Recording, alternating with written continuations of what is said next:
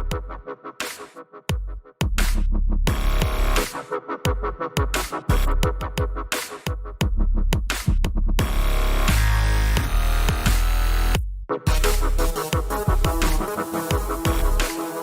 by the sound of violence. To be an independent journalist covering this event, I would have to think you would draw the line at a waiver like this. Yeah, okay. I know a little bit about it. Let me take you a little bit through the for people who care about this kind of stuff, about how the media sausage is made on this one. I started hearing about this waiver last week on, I believe, Thursday of that week. A journalist at a different MMA website who I know, and he doesn't want me to divulge who and everything, because he was calling me up kind of in confidence to be like, hey, have you heard about this waiver that the UFC is asking everybody, even media at the event, to sign? And I hadn't heard about it at that point. And he started telling me about it and saying like their media organization was trying to figure out, like their representative basically saw the clause, saw the waiver and was like, wait a minute, I'm not signing this yet. Went back to his bosses asking for guidance on it. And they were all kind of thinking about what to do, had some communication back and forth with the UFC. But the suggestion was basically like, hey, if you want to come to the party, you got to sign this thing. And if you don't sign the thing, then you got to go home.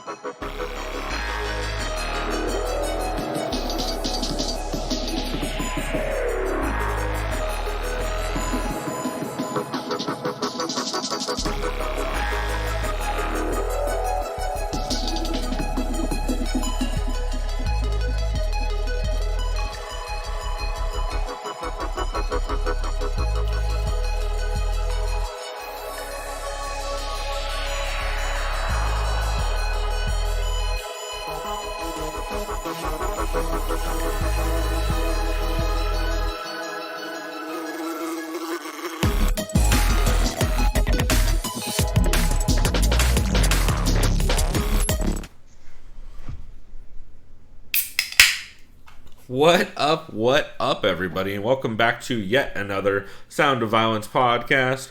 We are an MMA podcast that lets you know the MMA podcasts you should catch, skip, and can't miss each week, as well as we try and check out a new show. I am Pulver, and I am back yet again with my co-host, Chris Madaffer. How's it going, man? Alive and just breathing, as one might say. Just kidding. That's better than 80,000 people on this planet, so. Yeah. No, I'm alright. Just tired because I'm on fucking eczema medication. And I have a breakout on my eyelids. So it's like, oh, apply to your eyelids. Oh, but now you're tired. I'm like, oh, cool. So, fun.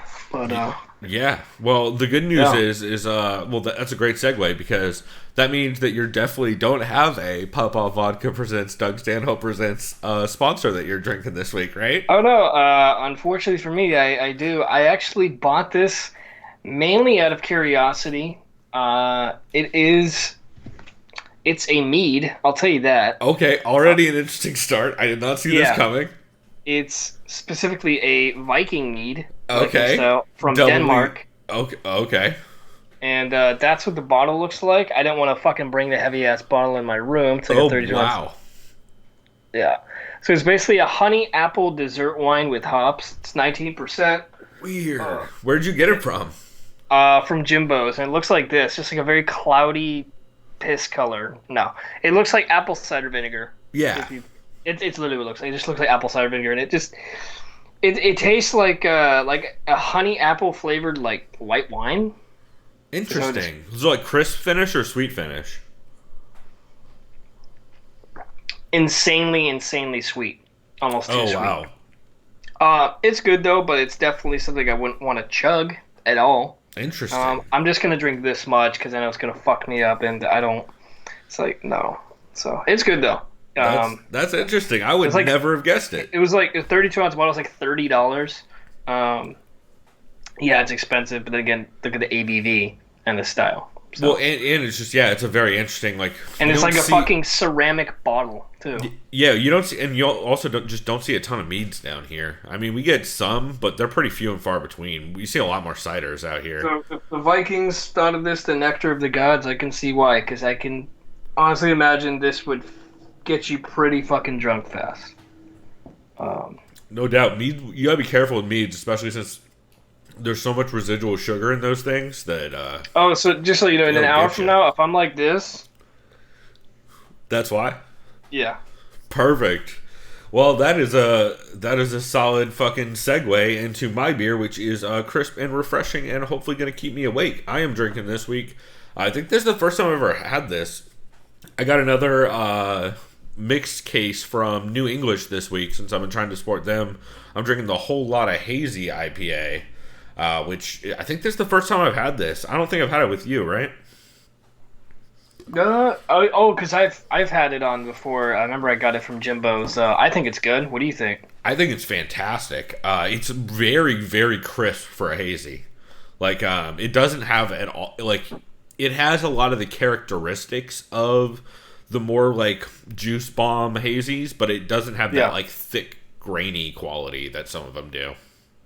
Yeah, I see what you mean by that. I know some of those they're a little too thick. It's just like most hazies are definitely juice bombs. Well, this is definitely like a West Coast, like it's even like specifically like a San Diego hazy, where it's like very much like bright tropical hops, pretty clean finish, but with like all the bright tropical hops are all leaning towards the bright tropical citrusy side and not towards the bitter side. I'm guessing a lot of it's probably. I'm guessing it's. I think a lot of the. Well, actually, I don't know since it's a hazy.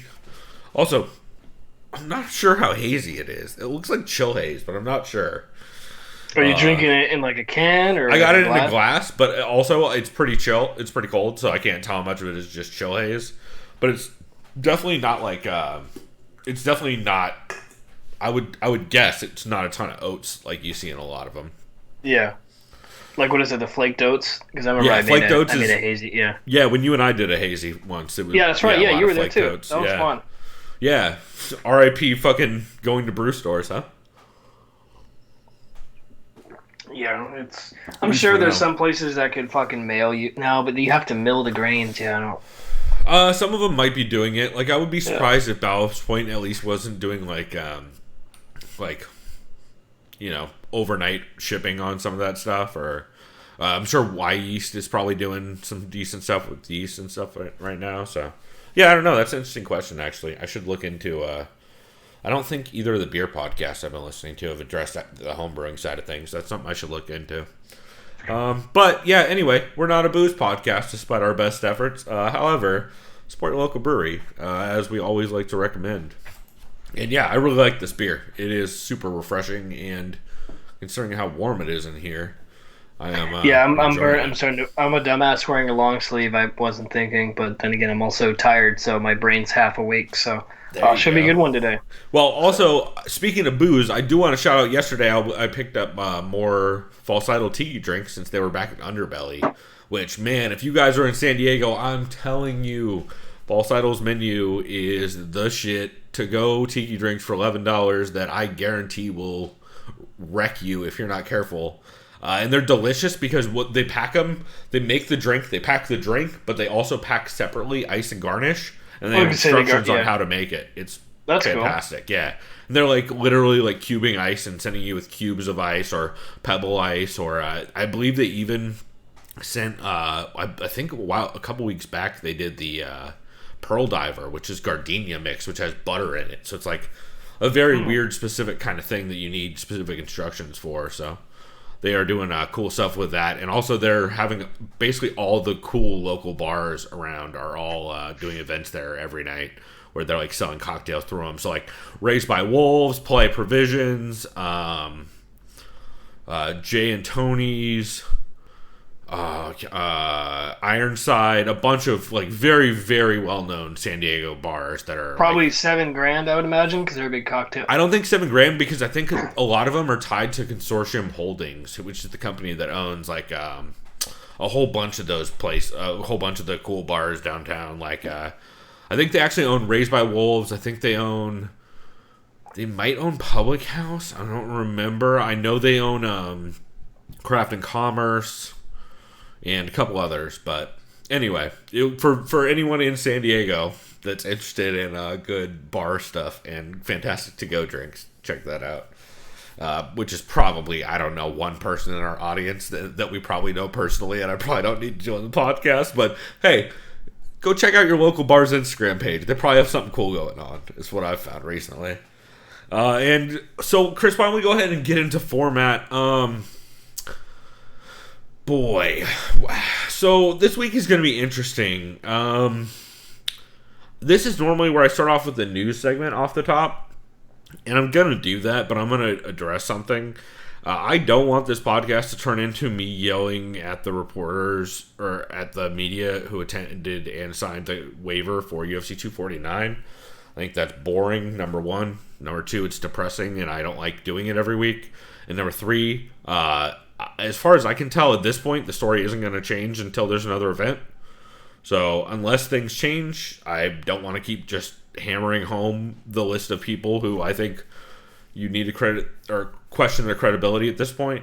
However, there are a few final things I wanted to say since a lot of them were addressed this week by both Jose Youngs on his podcasts on both Eurobash and A-Side Live Chat, as well as John Morgan, the clip we talked about last week that he did on Submission Radio with him addressing the waiver he signed.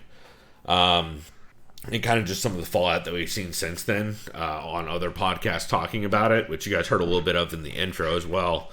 And so I guess my final point on this that I want to make is we're at the point where everyone just kind of has to come to their own conclusion on how they feel about these media outlets. Not just even the reporters that were there, but the media outlets that instructed them to sign some of those documents.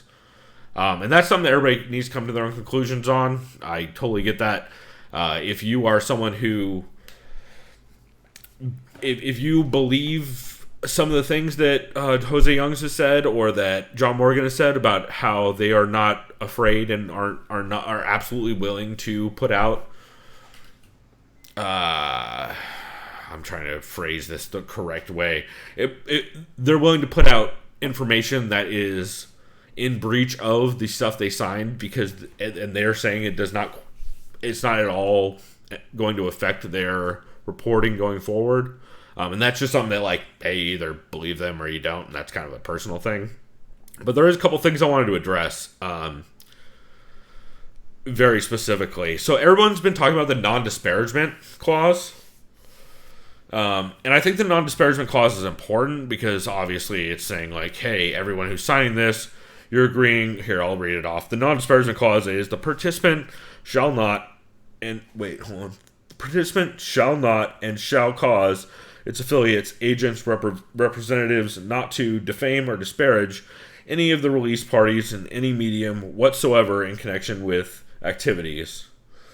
And I'm not going to continue reading because I'm terrible at reading stuff. Yeah. So essentially it's anti-defamation. So anti-libel, anti-slander. Correct. Not that, I mean, remember for folks who don't know the difference between slander and libel, and I'm not being sarcastic, slander is spoken, libel is written. Correct. Just think S, because there's a lot of, it's easy to confuse us too. So correct. And there's been a lot of back and forth on the meaning of disparagement this week. Like, because I know John Morgan came out and was like, listen, everybody's using disparagement in the way that, well, I mean, it's the thing that Kevin Alley wrote and that the UFC and Dana White has been parroting, which is not true. According to most lawyers that you talk to, that's not how disparagement works. And also, there's a reason why there are laws called slander and libel. It's because they're different than disparagement. And also, if you say things that are not true, you don't need to write that into a contract because that's already a law that you're violating if you're just out there saying things that are not truthful.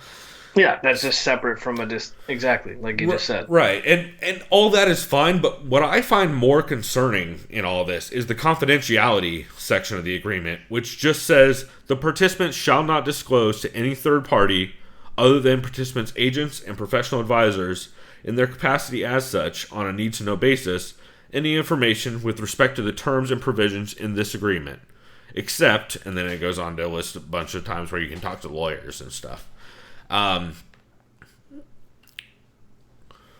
That's concerning because if you're agreeing to that, you're saying that you, not only with the non-disparagement where you're not saying anything negative, you're saying you won't even address the fact that you had to sign something that was negative, which is also, I would argue, just as concerning, because it's one thing to sign. I mean, it's bad. They're both not journalism. Well, you need to. It's better to be transparent, go out and then say, yes, I signed this, because exactly. if you do say, if you misreport something or get one thing wrong, factoid wrong, or anything like that, now you're going against what you just signed. And since you didn't admit earlier that you signed that looks twice as bad on you, because then they can go back and saying, hey, you did this, and school goes, oh, you didn't tell us that you signed this, blah, blah, blah, and it just kind of, it's a snowball effect, and then... Right. And so here's a couple follow-up questions that I kind of have on this topic before we wrap this up and actually get into the show. First off, I should list the people who are attending media that that are confirmed attending media. There might be others. These are the ones that I know of for sure. And at least 2 of them I have directly heard address that they have signed this agreement. And from all accounts, it seems like everyone who was able to attend the event did. And that list is John Morgan with MMA Junkie, Oscar Willis with the Mac Life, Jose Youngs with MMA Fighting, the Schmo, Helen Yee, and Adam Hill from the Las Vegas Review-Journal. And so here's the thing. There's a couple points I want to touch on. First off, most lawyers that I've heard talk about this week, which we'll get into in some of the podcasts we're going to touch on, a lot of them have been saying that essentially this is a gag order. And as media, by definition, you should not be signing a gag order. And they also, I've heard a lot of lawyers address whether or not it's actually enforceable. Like whether or not these, like, if you can kind of just blow them off, as some of the media outlets have argued. And so here's kind of the question here are the questions that I think people need to address. There is, as you guys heard on the intro, Ben Folks talks about how one of the media outlets, I don't know that I want to be very careful about how I phrase this stuff, because a lot of this is like inferred and not 100% confirmed by anyone, because everyone's being very touchy about how they word things. But Ben Folks told the story about how he was approached by someone who essentially knew about the agreement on the Tuesday before. And that person had been reaching out to try and get just feelings and thoughts on the agreement. And that person also sent it up to their outlet that they work for, and they had their lawyers look at it. That outlet and the lawyers decided that they didn't think that it was enforceable, and so they told the journalist to sign it was said that the journalist was told to sign the agreement because they didn't think it was enforceable. There's a couple things that I think need to be addressed in that, and I think they're not being addressed properly. My question is, I don't even necessarily blame the journalist, because that puts you in an impossible position, right? Because essentially you're being told by the people who pay you, hey, sign this thing, or you're good. And I think that breakdown belongs to the outlet, not the journalist, because no outlet should ever be asking a journalist to compromise their integrity and sign a piece of paper that is directly opposed to kind of the ideas of journalism and like speaking truth in writing, right? No, absolutely. And I think, and don't obviously say what outlet or just don't say any names, because like you said, this is inferred. And if you listen to the podcast that came out this week, you can figure it out, because they kind of hinted at it too. So either way, besides that, if an outlet goes forward with pressuring, I probably shouldn't use that word, but there is. It was that outlet had said. I'm not calling saying it an advisement, if anything. Well, but in my opinion, it would be more or less the outlet is pressured from their higher up, saying, okay, well, we don't have any revenue, aka ads, right? Yeah, advertisements. We don't have any. Our medium isn't represented if we don't cover some sort of sports. So fuck it. We need to cover the UFC. Go ahead, whatever. They need to make ad revenue, and they need views desperately. It's a money thing. And so that brings up to my 2 reasons why I feel like anyone who signed to this, I cannot abide by their I just have trouble at all. Like, I have trouble believing or just trusting anything they're going to source because it's all colored weirdly now. Like, it's all kind of broken. Because if the journalist does actually want to do a story, the outlet has now shown that the outlet is not interested in the story. The outlet's interested in making ad revenue.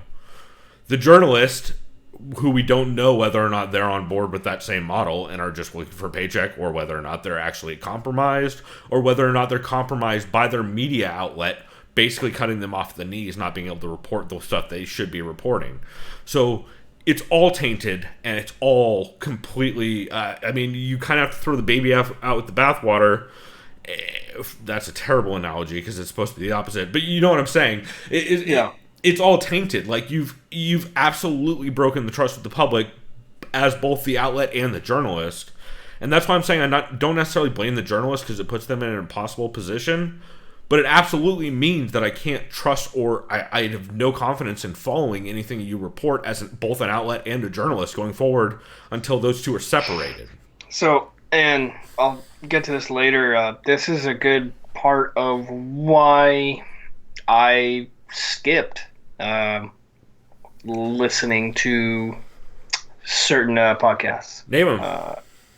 Okay, so anything MMA fighting, I'm not going to support at this time. I will say there's exceptions for that I would give. Like, I think people like Casey and Esther are a little bit of a different case, because they don't actually report as much as they're like doing video and photography and stuff. Like, I should say, like, people who are writing articles on the ground being journalists are the people who I mostly blame, but also, just kind of as a top-down entity, MMA fighting has proven once again that they don't have any actual journalistic credibility at this point. Yeah, as an outlet, not the people individually. John Morgan he's it's hard, man. His is tough. I have very conflicting feelings about the John Morgan side of things. Well, let's first address. I don't really care or think much about the Schmo and Helen Yee. They basically do mouthpiece. They're like Robbie Barstool. Like, they just do mouthpiece Robbie stuff. Fox and Barstool. Yeah. I mean, then again, Barstool, I'm not knocking Barstool's success. Very successful for what their audiences they want to reach, and that's great that they're trying to get some sort of their foot in the door with MMA. I think it's good, because a lot of their audience, in my opinion, is a lot of jocks, kind of frat bro kind of mentality with football, baseball, hockey, like being the big three, and basketball, I'd say. And yeah, they don't. I mean, I listen to some of their podcasts, and they never mention mixed martial arts. So I think it's good as far as, but yeah, but that kid, that guy, Robbie, he's not a journalist. He's just, he's a podcaster, and that's great.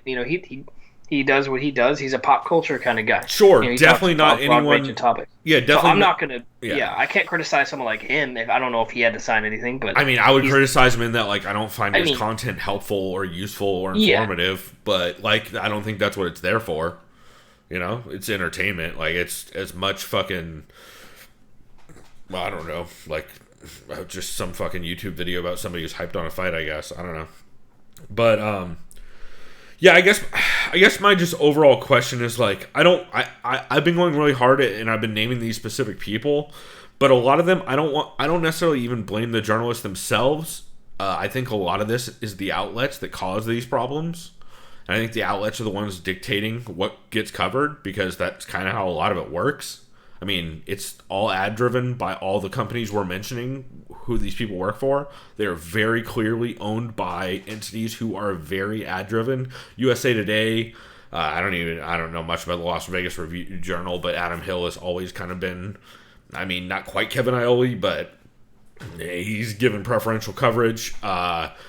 I mean, USA Today has had a litany of accusation against them for just kind of doing puff pieces and being ad-driven. The Mac Life, I feel like, lost all journalistic credibility the moment the Connor situation happened in New York. I've never once sought out, and this is not just out of, like, this isn't, like, on purpose. I just have never sought out the Mac Life content. Actually, I have just no idea. I know. I've seen I some of imagine it. it's Some of it's I good, imagine but it's like, something related to Conor McGregor coverage. But well, he owns that site.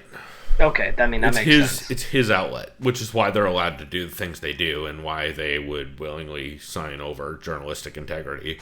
And then Jose Young's the MMA Fighting, who MMA Fighting is the place that Ariel was working at when he signed a contract with the UFC, correct?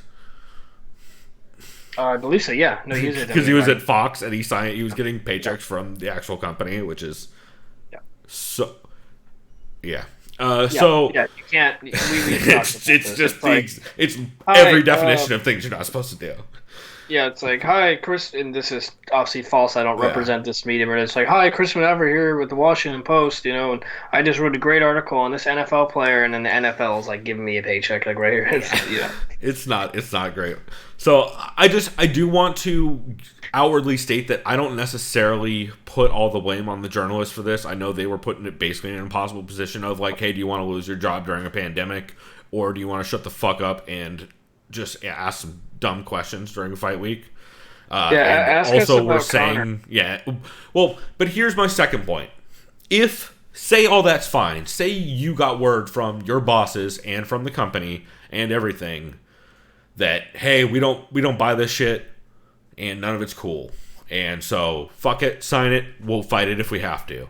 The first thing you do as a journalist is you put out that you had to sign that fucking waiver. Yeah, you have to. First thing, because that's how disclosure works. And I'm going to explain in this episode multiple times how disclosure works just as a human being. Because what you don't want is you don't want someone else digging that up, figuring it out, releasing it, and then you having your head in the sand, having not said something first. Because that means that you're not actively working the story, you're not actively covering the story.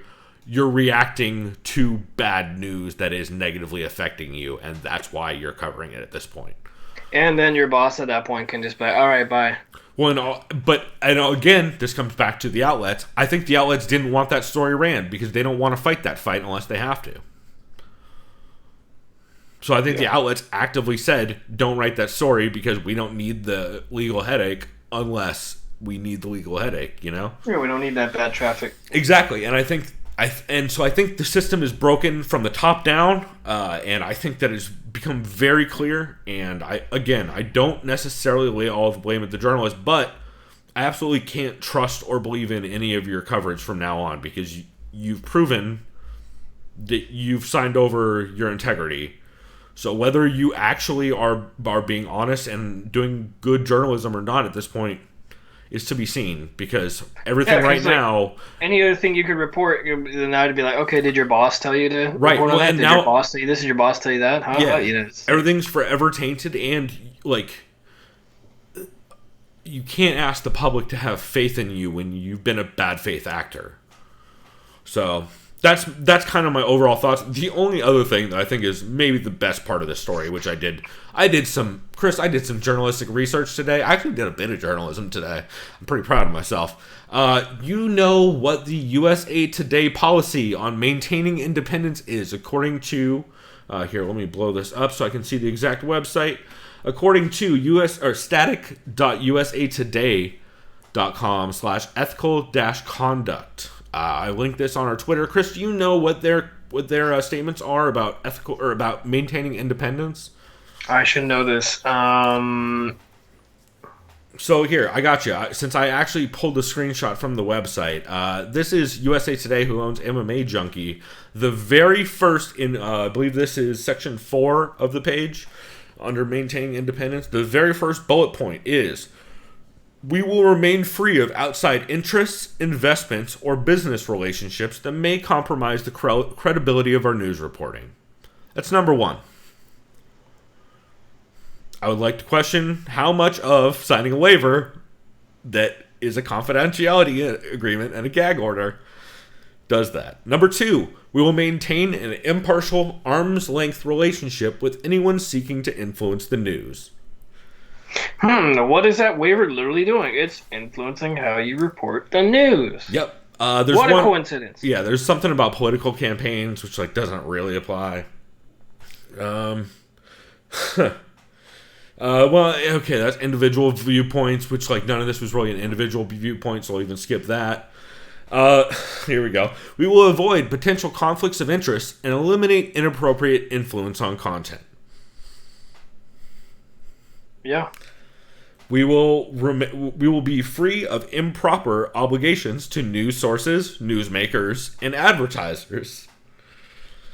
It's almost all of these were broken, and I think it was probably at the behest of USA Today, which is what's most egregious about all this.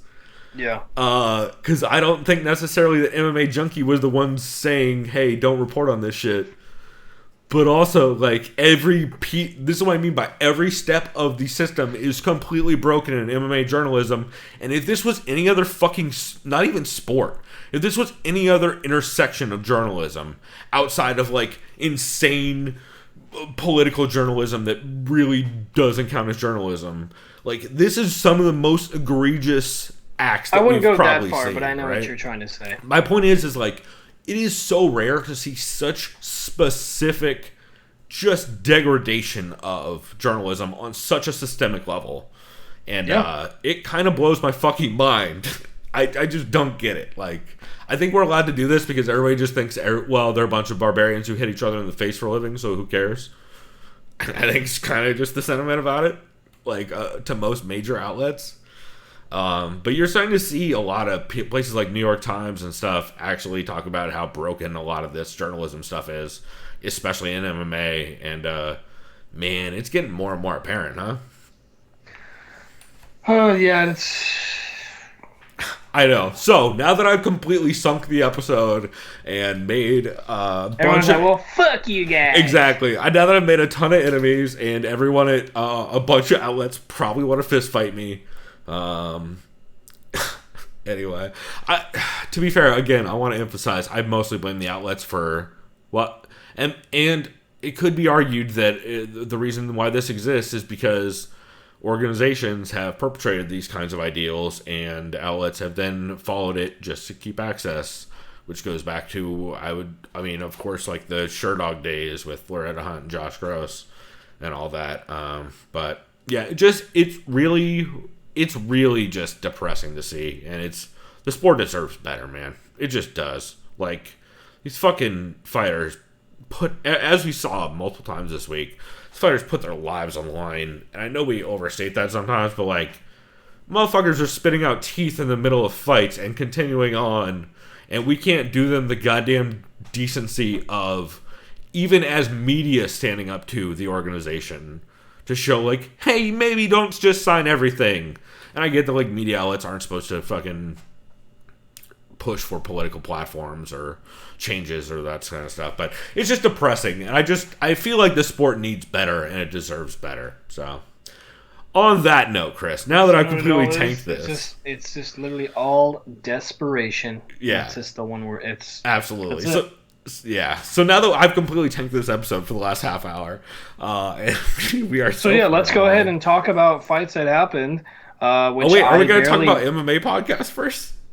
Well, yeah, I guess that's what kind of pairs with it because, well, some of these podcasts I listened to, it was what you just talked about already, and then people attempting to preview the cards. It's just a mess. Yeah, it's definitely. I got some feels about it for sure. So we'll get into format because again, promise.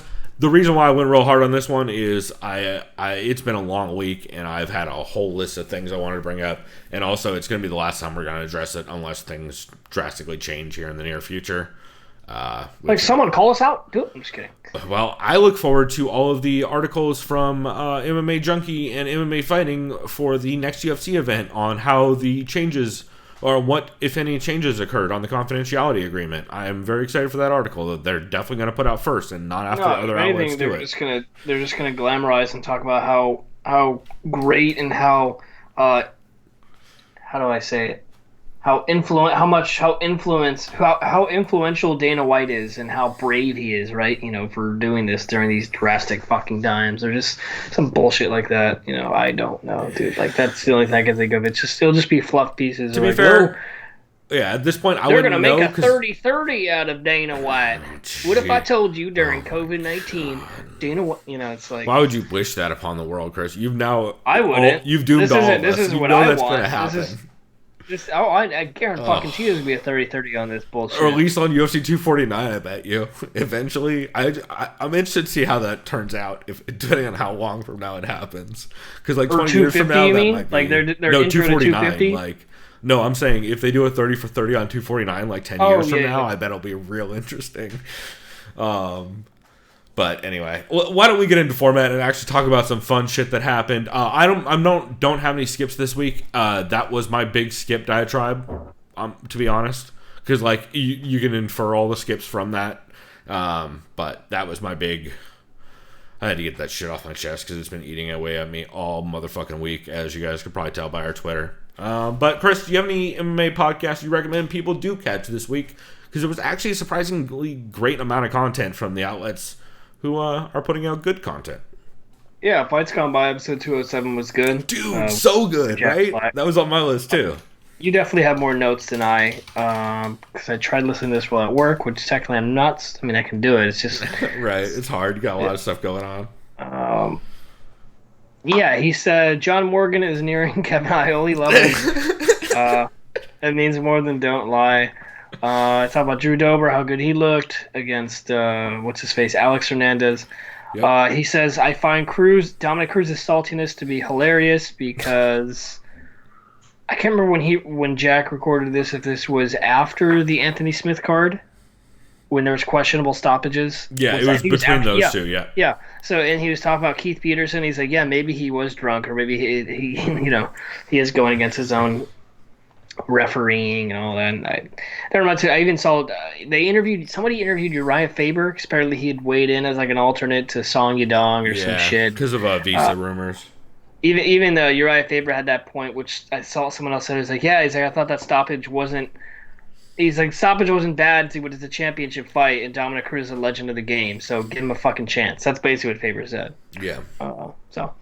Don't disagree with you there, Uriah. Except Dom Cruz, not a great look this week. Good God, no, buddy. I'm not excited with Dom. Dom Cruz looked like a fucking tool. Yeah. And we are notoriously defenders of Dom Cruz on this show. Yeah, no, he looked like a total idiot. Yeah, it was a really bad move. Man. Really bad thing to say about Keith Peterson. Even if it's true, definitely go to the athletic commission or any of the other refs on the card, or anyone else.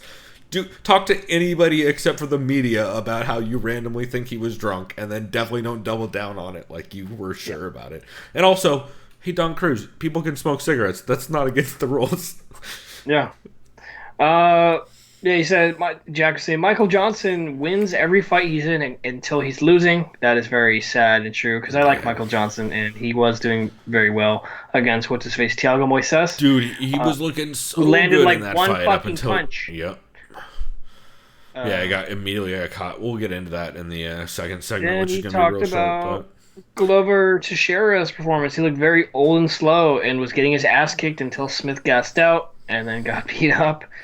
Corner was absolute garbage. He said, what was it, Mark Montoya? Yeah, and Mark Montoya's had some questionable corner stoppages in the past where he hasn't thrown in a towel. I like Mark Montoya, but... think about some of the fucking beatings that Joe Warren took over the years that probably should have had a towel thrown in on. Which, to be fair, some of those he came back and won, but man, I saw a couple podcasts address this in a real way this week, but yeah. Speaking of systemic problems in the sport, weight cutting, journalism, and throwing in towels are probably up there when it comes to that list. So. I did also see that he talked a lot about Ricky Simone and his ability to, Ricky Simone's weird dichotomy of, number one, being really adept at hooking and uppercutting off the jab, but then also just having giant defensive holes in his boxing game, and kind of how that plays together and the weird kind of intersection between them, which I thought was pretty cool.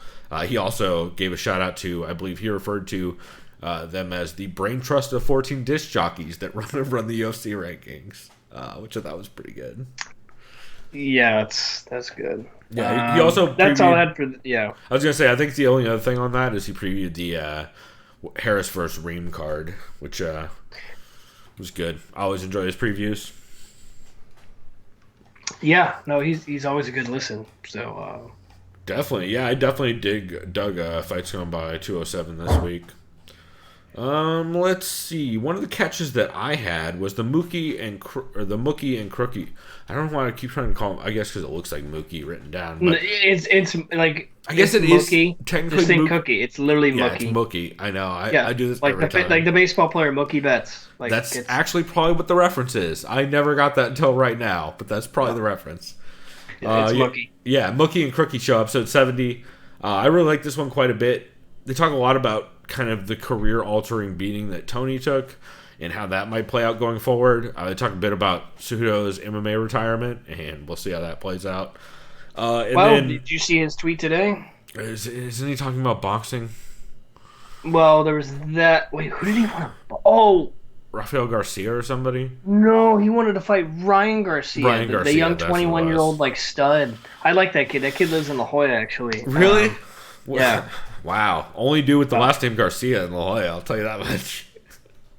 Well, he's one of those good Mexican American boxers who don't speak Spanish. So Right. Okay. Checks out why he's allowed. I'm in La not Jolla. knocking him for that because I did No, that was a La Jolla joke, joke, not a Mexican boxer That's joke. what I'm saying. 'Cause I knew that's how that Oscar La Jolla was too. 100%. Anybody who I- actually has been to La Jolla or lived in La Jolla knows what's up. A lot of white people out there, y'all. I get looked at as a darkie out there. They look at me like I am definitely not of their ilk. We'll put it that way. Yeah, they look at me like, what are you from the Middle East or something, boy? It's weird. It does have a weird southern feel without them actually having that accent. Yeah. No, it's not even something like I'm Italian. Oh, you're not white. Yes, yeah. It's, Sure. You're right. It's So somewhere that- between like southern and British. Like Like, what do you want me to do? Okay, thanks, you Mick fuck. Like, I don't know if you're you German bastard. What do you want to say? Oh, you're not a doctor or a lawyer, I assume. Yeah. All right, great. Good talk.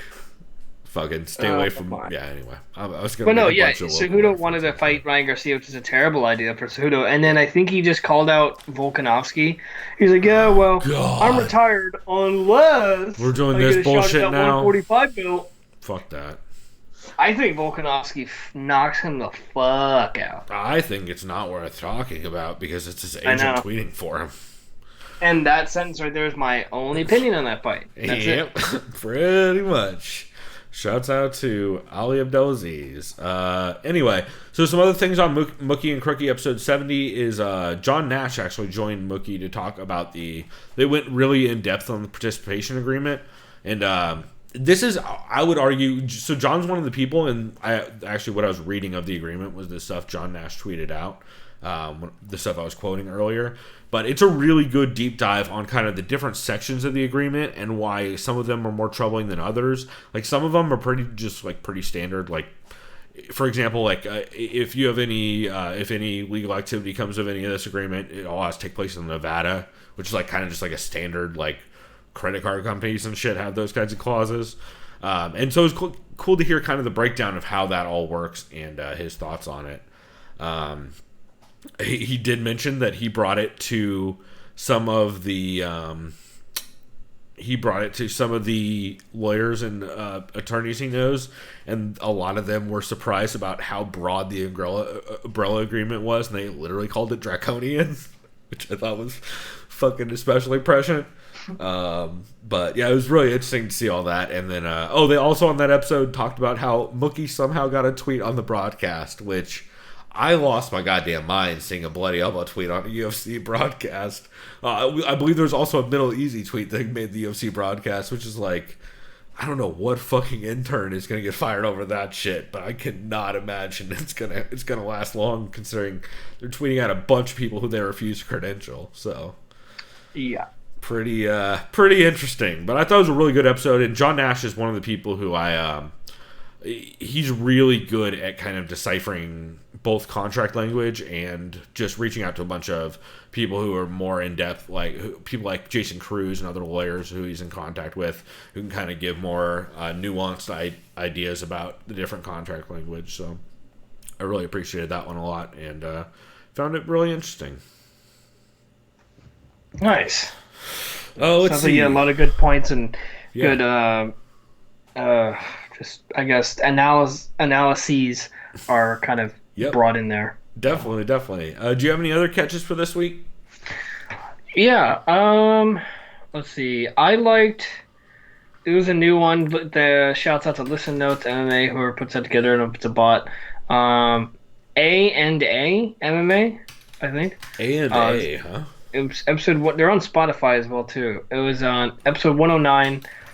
Their intro is like part of Face the Pain, which I thought was hilarious. Pretty good. Stem's definitely going to DMCA you, but yeah. Actually, UFC might do it since I think they own that song. But I always forget. Like I actually, honestly, I kind of fell asleep during that one. I did a class in college where a lot of it was about like fair use and like the 2000, what was it called? Like the MGM 2000 Act of like fair use and copyright. But anyways, the Digital Millennium Copyright Act. Thank you. Yeah, DMCA. DMCA. Yeah, and I think I remember it saying I think you can under fair use use like 15 seconds of a song, but I'm probably wrong. It's like I think it's like 15 to 30. I think it's like 15. It's less than 30. It's 30 or less. I know it's less than 30 for sure. I forget the exact number. I think it's changed a couple times. And also you can use more like depending on if you're talking about it and like if you break it up into chunks. Like I think the YouTube algorithm is 15 seconds, but I think there's ways around it. Like commentary is technically covered under DMCA. And like fair use stuff kind of applies for like if you're not monetized, that kind of stuff. But it's all very like kind of I know nonprofit meaning I remember that was in my textbook from what I briefly remember. Anyways, that's not important. One thing I thought is they kind of went into, they were doing some off-topic stuff. They said, who do you think was the biggest derailed hype train in UFC history? So they have three names, and one of them immediately came to mind. I would say Roger Huerta has got to be up there. He was on their list immediately. Yeah. Okay. For me, I immediately thought of Thomas Almeida, and he was on their list. Oh yeah, knocking out taxi drivers and TJ. Yep. And the other one, and this could still be changed depending on how, because he's still young, but Johnny Walker, they said. Oh, I can see that. I mean, it's based on how he was kind of knocking people out in under a minute and like 3 fights in a row. The answer is probably people like Brandon Vera or like Eric Silva had a little bit of that. I mean, there's been you can name a lot of we'll say marketable women who've been fallen under that category. Oh yeah. Then they recapped the Wednesday card. They had some really good Keith Peterson memes that they came up with. Oh really? Yeah. Do you remember any of them? Fuck, I think one of them was like Ricky from Trailer Park Boys with like smokes and like he was like holding a fucking thing of vodka. That's like, pretty good. That's pretty good. I approve of any Trailer Park Boys jokes about Keith Peterson. I mean, I don't approve or condone them, but like, yeah, I get it. That's a clever thing you did. What I didn't know is that Drew Dober has been training with Gaethje at Elevation. Yeah, Dober I think has been with Trevor Whitman for a little bit now. Yeah, and that explains why he's looked so fucking good. Yeah, I think he was with them for the was it Dariush that he fought recently as well? Yeah, I think he was with them for that too, and he I think his last couple fights he's been with them at least, if not more. The last part I read about this, which is I've never heard of this. So in the fight with Anthony Smith and Glover Teixeira, we know he lost some teeth. We know he has veneers as well, but he still lost some teeth. Yeah. Someone, I think they said Conor McGregor mentioned this. I don't know. At some point they said apparently in your corner they might keep a bucket of saline or ice cold milk. So if you lose teeth, what do they say? The blood vessels and lost teeth won't burst, and you can reattach the teeth. I don't think that's true. I don't think you can reattach teeth like that. I don't think you can. I don't think that's how. Like I know you can reattach digits like your fingers if you in time. If you right, but like teeth. I've never heard of teeth though. Maybe I don't know. Are they like, dentists? Okay, here's my first question: are they dentists? To put the teeth back, I'm sure. That's what I'm saying. It's like what I would imagine is your teeth become false teeth now. Well, that's what I'm saying. Is like at that point, why would you not just use a veneer? Because he has veneers. Yeah. Because aren't your teeth going to naturally rot when there's no? Like isn't that what a dead tooth is? I don't know, dude. I've never heard of that. I've never heard of a bucket of saline or ice cold milk. What the fuck? I'm gonna have to follow up on the dentist that host the A&A podcast and figure out what's going on with that. I'm very curious now. Yeah, because I remember even one of their buddies was like, "Dude, what the fuck are you talking about?" Really? So not like that aggressively. They're like, "What?" You know. Oh, is Yes. it possible that their names are A&A because they're the American and the association initials in the ADA for American Dental Association? Look into it. I mean, I'm just saying, Eddie Bravo GIF, you know what I'm saying? Actually, let's not make any Eddie Bravo GIF references after fucking the Joe Rogan podcast from yesterday. Here's a fun fact. I didn't watch or listen to that. So it's all Dude, good. so upsetting. Here's a fun fact. Did you know Eddie Bravo went out to restaurants every single day he was in Jacksonville? And they tested him how many times when he got there? Joe Rogan also did it. When Joe Rogan was there, he and Eddie and everybody all went out to dinner at Morton's Steakhouse. the waiter was wearing a mask and they made fun of him for it. I wish any of this was a joke. You know what I wish was a joke? Wisconsin, but that's another story. Oh, God. Yeah, no, that's arguably one of the least listenable fight comedians I've ever heard in my fucking life. This is the only time I'm addressing it. Sometimes when you want a steak, you just gotta fucking bite into one. Dude, for sure, B. To be fair, though, I should clarify, Eddie Bravo had an incredible kind of like 20-minute speech at the beginning of that podcast where he talked about how he just kind of got emotional and completely panicked in the corner of Tony Ferguson between the fourth and the fifth. I saw someone on Reddit brought that up, and it was really good. He was a very honest kind of super honest. It was great, Yep. and then it was immediately followed by how Gavin Newsom is Hitler and how we should open up immediately and how it's fucking police state. And I should have fucking taken a picture of this outside of Jimbo's when I bought this mead that I probably shouldn't have bought. I saw a fucking big ass sticker on this guy's lifted truck, of course. Shocking. Oh, he's probably from out here in Clan T. You know you guys know my neighborhood. It's the one with all the fucking Nazis showing up at grocery stores. Dude, you might just have to start going to Vaughn's just to throw hands. Oh my god, dude! I'm literally just gonna start going. Dog the Nazi hunter. I'm literally just gonna start spray painting these fucking giant Nazi trucks because I'm so tired of this shit. By the way, those are two stores that I go to all the time, or I did. I'm never going to that fucking Vaughn's again, who still let him check out after he took his mask off, after he took his fucking Klan hood off. The fuck? There are definitely people of color who work at that store that I have talked to. The fuck are we doing? Anyway. Yeah, it's all upsetting. It's sad. It's fucking embarrassing. Anyways, on the back of it, it's on the back of this dumbass's truck. It said, "Jet skiing is not a crime," and it literally said, "Fuck Gavin Newsom." Like, okay. What?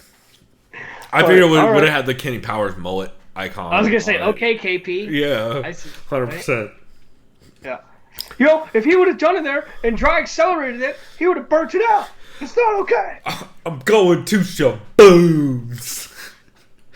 Oh, man. I fucking love that show. I need to rewatch that. That's just so good. Anyway, okay. So, other MMA podcasts. I have a couple other catches that I'm going to get through here pretty briefly. Come On Now, episode 52, which is the podcast hosted by Trent Reinsmith. He quotes the Bloody Elbow article that John Nash put out with Antoine. I'm gonna butcher dude's name. It's the controversial UFC 249 waiver article that Bloody Elbow put out with John Nash and I don't want to fuck up dude's name. AB are his initials. But he kind of went through it and just dissected it. He was one of the first people I saw bring up that, like, hey, why is it that Steven Espinosa is the first person to put out information about the waiver and the agreement when multiple media outlets not only signed the agreement but also said that they were disregarding the agreement. If you're disregarding the agreement, you put out a statement because that means you're actually disregarding the agreement. But none of them did that. And also, feel free to go ahead and look at all the articles that Bloody Elbow, not Bloody Elbow, all the articles that MMA Fighting and MMA Junkie have put up on the waivers, go ahead and try and find any article that they've put up about that stuff. They don't exist. Or if they do now, it's like so far after the fact. I don't know. Weird. But he also talks a lot about John Nash and Jason Cruz's findings within the waiver. They talk about how they waive a lot of rights of people who aren't necessarily even personally involved, like step siblings and grandparents and all kinds of stuff. They discuss how much he questions how much of the non-disclosure clauses were really just to kind of force whistleblowers to be cautious and like kind of discourage whistleblowers, for lack of a better phrase. And he also, one thing, this is why I love Trent Ryan-Smith's podcast, is he was always, him and Eugene S. Robinson are probably two of the people who hold back the least amount of information. Like, they are two dudes who, I can see why they ruffle feathers, because they will just straight up say things that they think were fucked up. Like, Trent Ryan-Smith says, like, oh yeah, I had my credentials threatened over a true report previously about UFC numbers for an event that were lower than normal, and they were correct numbers, and I had my credentials threatened when I was working at Bloody Elbow. I mean, I keep doing that. I apologize. Not Bloody Elbow, obviously. But he was working at MMA Junkie. And so, that kind of, like, just pure truth about that stuff, about, like, the behind-the-scenes workings of the higher-ups is fucking fascinating and should be treasured, because it's the only way the sport grows is fucking shining light on these kinds of practices, right? Exactly, 100%. There's been numerous amounts of just, not even just in the journalism sphere, just in news reporting in general, when you shine light on certain things, or as the term comes to light, you know, right? That's basically where that term comes from. A lot of things that should have been reported on, or that have been kept dug underground or hidden, right? You know, appear in things, either, you know, for better or worse, drastically snowball into chaos, but usually it's for the better, because you're still being objective and stuff is being reported on in a factual manner. So, right, and like, that's it. That's just how that shit is, you know. Like, if someone's trying to hide and withhold information, once that comes out, doesn't matter if it's a year from now, 5 years from now, shit's gonna look bad on the motherfucker who withheld that information. So absolutely, that's why it's good to be transparent as possible. So and that's why I've always. Sorry, go ahead. I was gonna say, if I'm completely honest, I've been pretty. I'm glad as a sports fan, right? I'm glad to see fights again. I really am, as a sports fan. The fights have been incredible too. Like, but yeah, I'm also discouraged by it, and I don't want to say part of me doesn't want to see it, because I do, but the manner in how they're handling everything in a fucking pandemic, I feel bad. I almost feel like I just can't even, like, fuck it, you know, I can't even do this. Yeah, it's hard to enjoy, right? Especially just, like, when it gets rough. Like, it's just tough, dude. So it's like, I really am glad there are fights, but at the same time, I'm like, dude, fuck this. This is so irresponsible. It's tough.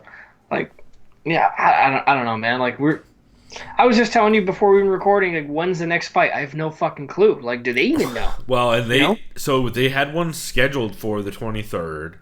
They canceled that card for Florida for the 23rd. There's rumors they were trying to go back to Vegas for that card, but that's why now it's what, Arizona? The rumor, well, now they're saying, which is all this is like, I don't know how you call it rumors when it's just Dana White giving information to Kevin Iole or whoever. It's not really a rumor. It's just like a fucking PR release, essentially, about theoretical things that might happen. Although, to be fair, I don't know if Kevin Iole broke that, so I don't want to just dunk on him, like, by guess, because he is definitely a mouthpiece. I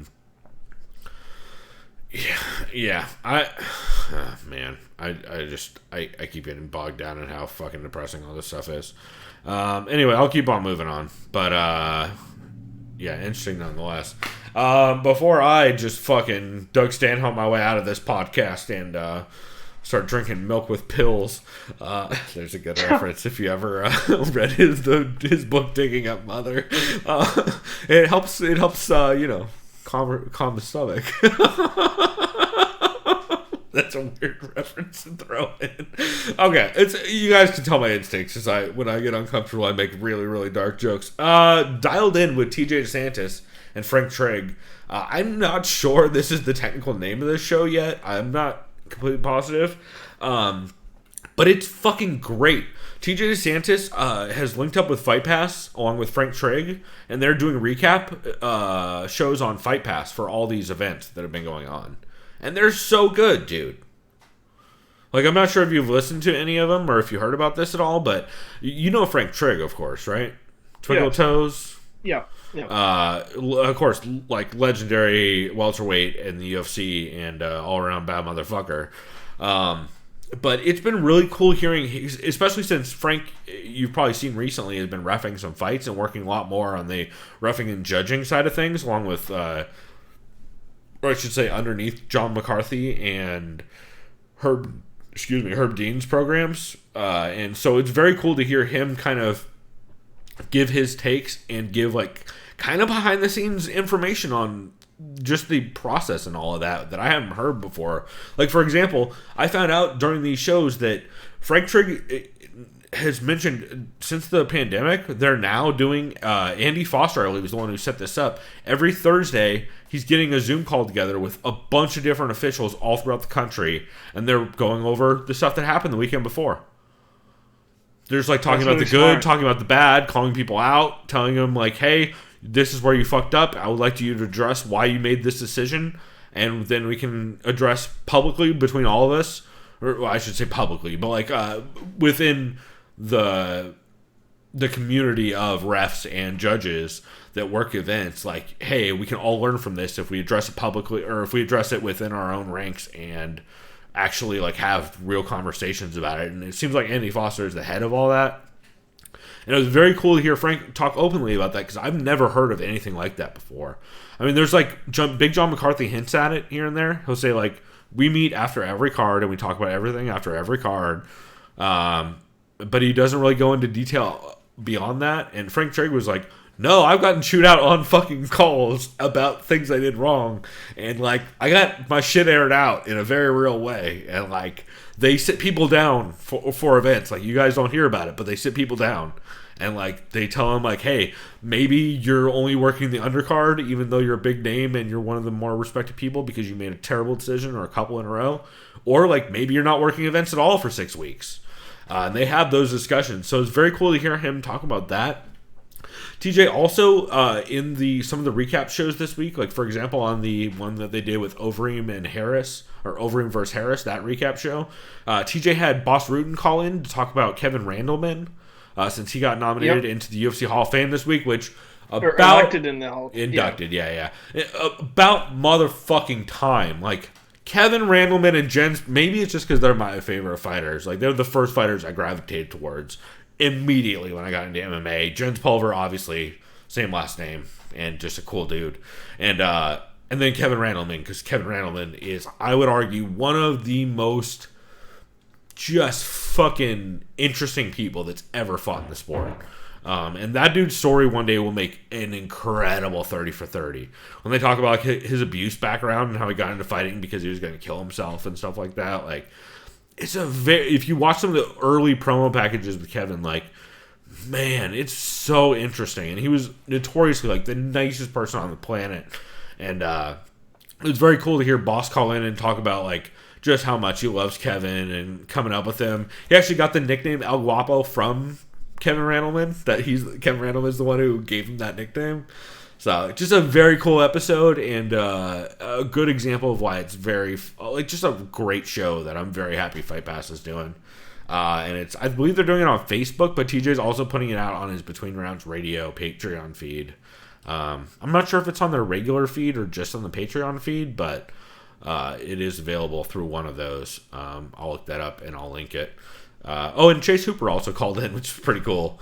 Hearing Frank Trigg and Chase Hooper go back and forth, who are, like, very different eras of MMA. I was gonna say, yeah, it's like the opposite spectrum. Yeah, and Frank was like, dude, I fucking wasn't sure about you when you first came into the sport, but seeing you take a beating and just be scrappy as shit and get a weird, like, just really work your jiu-jitsu and get a win, I'm on board. So, yeah, I just thought it was a lot of fun and really, really good show. I highly recommend the show TJ DeSantis is doing on the, I believe it's UFC Fight Pass Facebook page, just the technical place that it is housed. So if you look at our Twitter, TSOV Pod, I retweeted it, and you can check it out there. But yeah, man, just really, really fucking good content. And man, anytime you get TJ Santis talking MMA with a dude who's been around since the old days, I'm always there for it, because there's gonna be some sweet references that people aren't gonna expect. So definitely enjoyed it.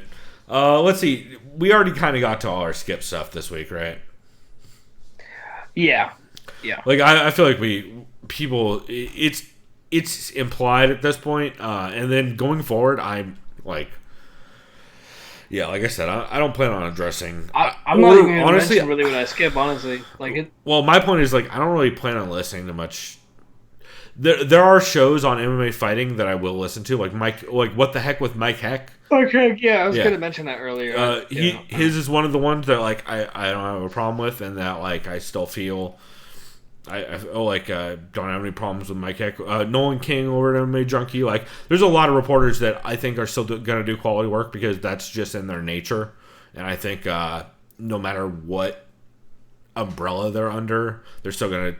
Their goal is to do quality journalism and quality reporting, and I think we're going to see that over time. So anyway, that's all I'm going to touch on that about. But Chris, do you have any can't miss episodes this week? Because I have 2. Or no, I have 3, and holy fuck, were they all good. I not necessarily can't miss. I would probably say honorable mention, like a near can't. I don't fucking know, because I didn't listen to all of Severe MMA episode 261, but it was interesting. Really? So I have not gotten to 261 yet. So most of the first half of it was about the German soccer league Bundesliga opening back up, which is crazy. Yeah, I heard it was very weird. Like, Josh Gross was tweeting about how weird it is watching soccer with no fans in the audience.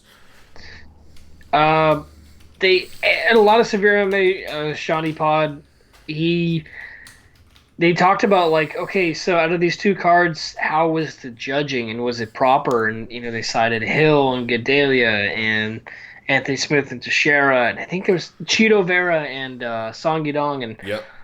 Oh, god damn it. Why did Cheeto tweet out that one thing? Oh, dude, Dan Tom had the fucking tweet of the week. Did you see the retweet we put out? No, I'm looking at it Dan right Tom, now. you already know what quote it is. Dan Tom tweeted out the Big Lebowski GIF. Oh, god damn it. I was going to say, Yep. Big Lebowski. Yep. It has to be. Yeah. Also, dude, Chinaman is not the preferred nomenclature. Yeah, Asian American, please. Yeah, and then literally 100%. 10 seconds later, the Chinaman is not the issue. Yeah, no, I fucking retweeted that the second I saw it. I was like, that is the perfect response, because that's exactly what I thought. And also, it should be noted, Cheeto Vera, not from America, like Argentinian. I'm not going to be like, oh, also he's speaks pretty good English, I think though. it's just, I would call it language barrier for sure. Well, to be fair, I think we underestimate how weirdly we conjugate words. Like trying to turn China into Chinese is like when you speak a different language, like it's a weird. We have weird conjugations that I feel like we don't necessarily.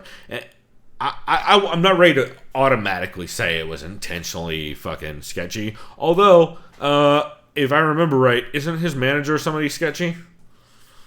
If I recall correctly. Yeah. What did Cheeto say? I don't lost the fight to the China men as in plural. I lost to the judges tonight. All my hard work to the fucking drain. I can't believe this horseshit tonight. And then I won that fucking fight, and some people were like, fuck you. What did he say? Because no, I don't think he's, I don't think his intent was racist. It didn't seem like it was, but also, like, that's why I like the Dan. Either way, it's not a good look either way. Yeah, that's why I like the Dan Tom GIF the best, though, is because, like, it's like, also, yeah, dude, not the preferred nomenclature. Yeah, someone was asking him, like, why were you saying? And he's like, I'm learning been something. I didn't mean anything disrespectful by it.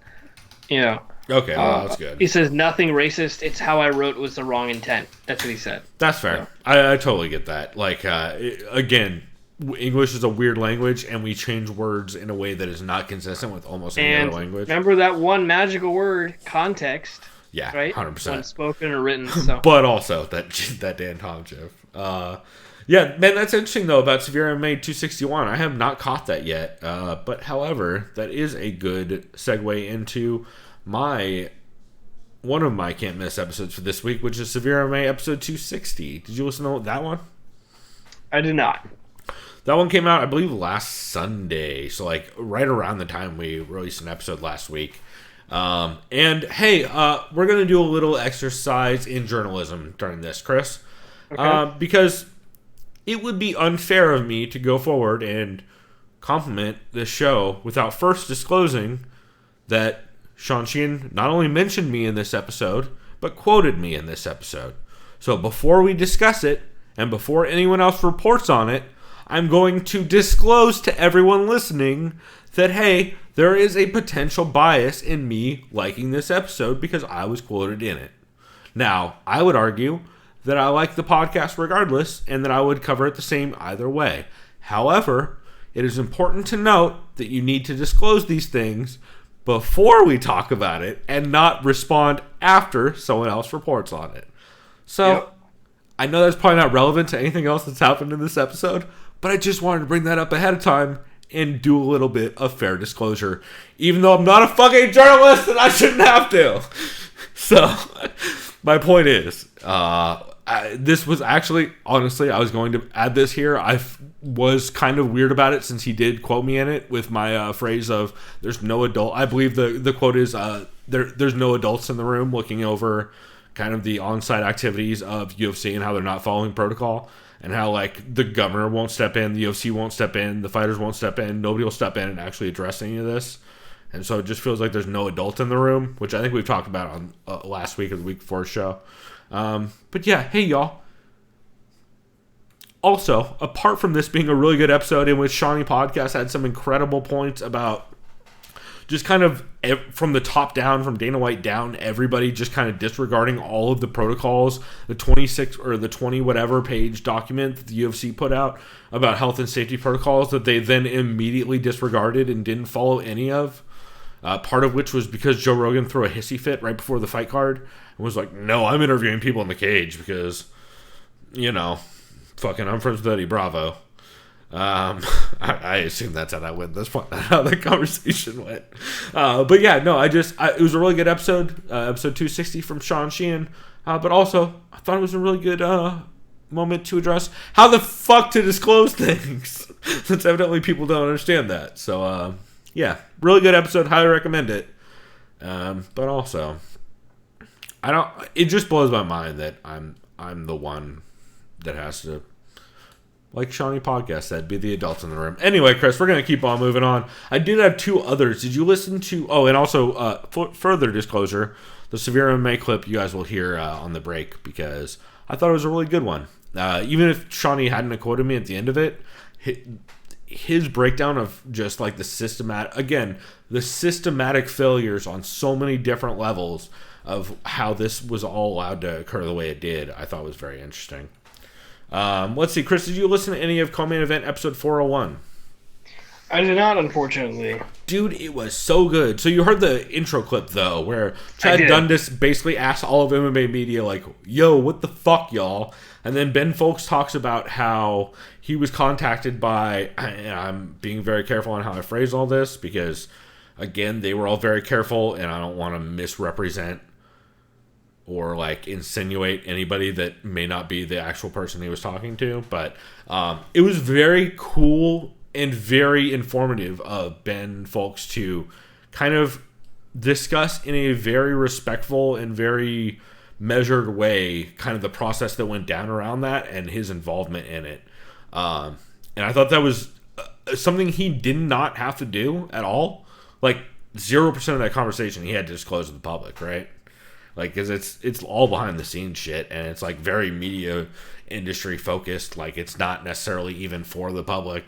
But in the interest of disclosure and in the interest of journalism, and arguably the whole tenet of journalism is informing the public of truths about things that are occurring, I thought it was very cool of him to go out of his way to do all that and to have a real discussion about kind of on the ground things and how they are actually being portrayed versus how they're kind of being upheld. And I thought that was just really cool. Yeah, and I wouldn't expect anything less from Ben and Chad because Yeah.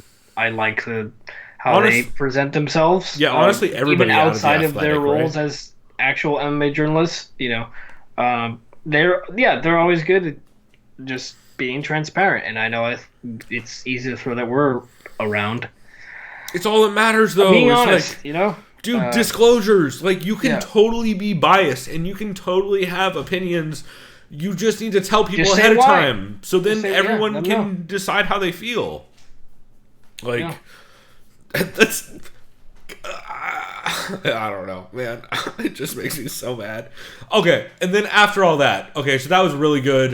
They also talk a lot about. It's not just about that. They talk on that episode also about Verdun looking bad.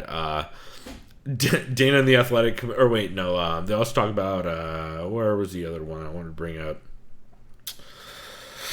Right, Henry's like quote unquote retirement and Ngannou's ridiculous KO run, and they also were the ones to bring up that it's really interesting that Kevin Iole is the first person to put out an article about the disclosure. When Ben said that like one of the people he was in contact with was actively working that story, and then all of a sudden, right before they could get a response, Shawnee Podcast just dropped in chat saying "Adults in the Room" podcast coming soon. That sounds way too sexy. I feel like there's gonna be some fucking adult only Is this an That's like some OnlyFans? casting couch shit. Right. I feel like Sean Sheehan's trying to start an OnlyFans podcast here shortly. Which, I'll sign up for it. I'll see what's up with it for the first month.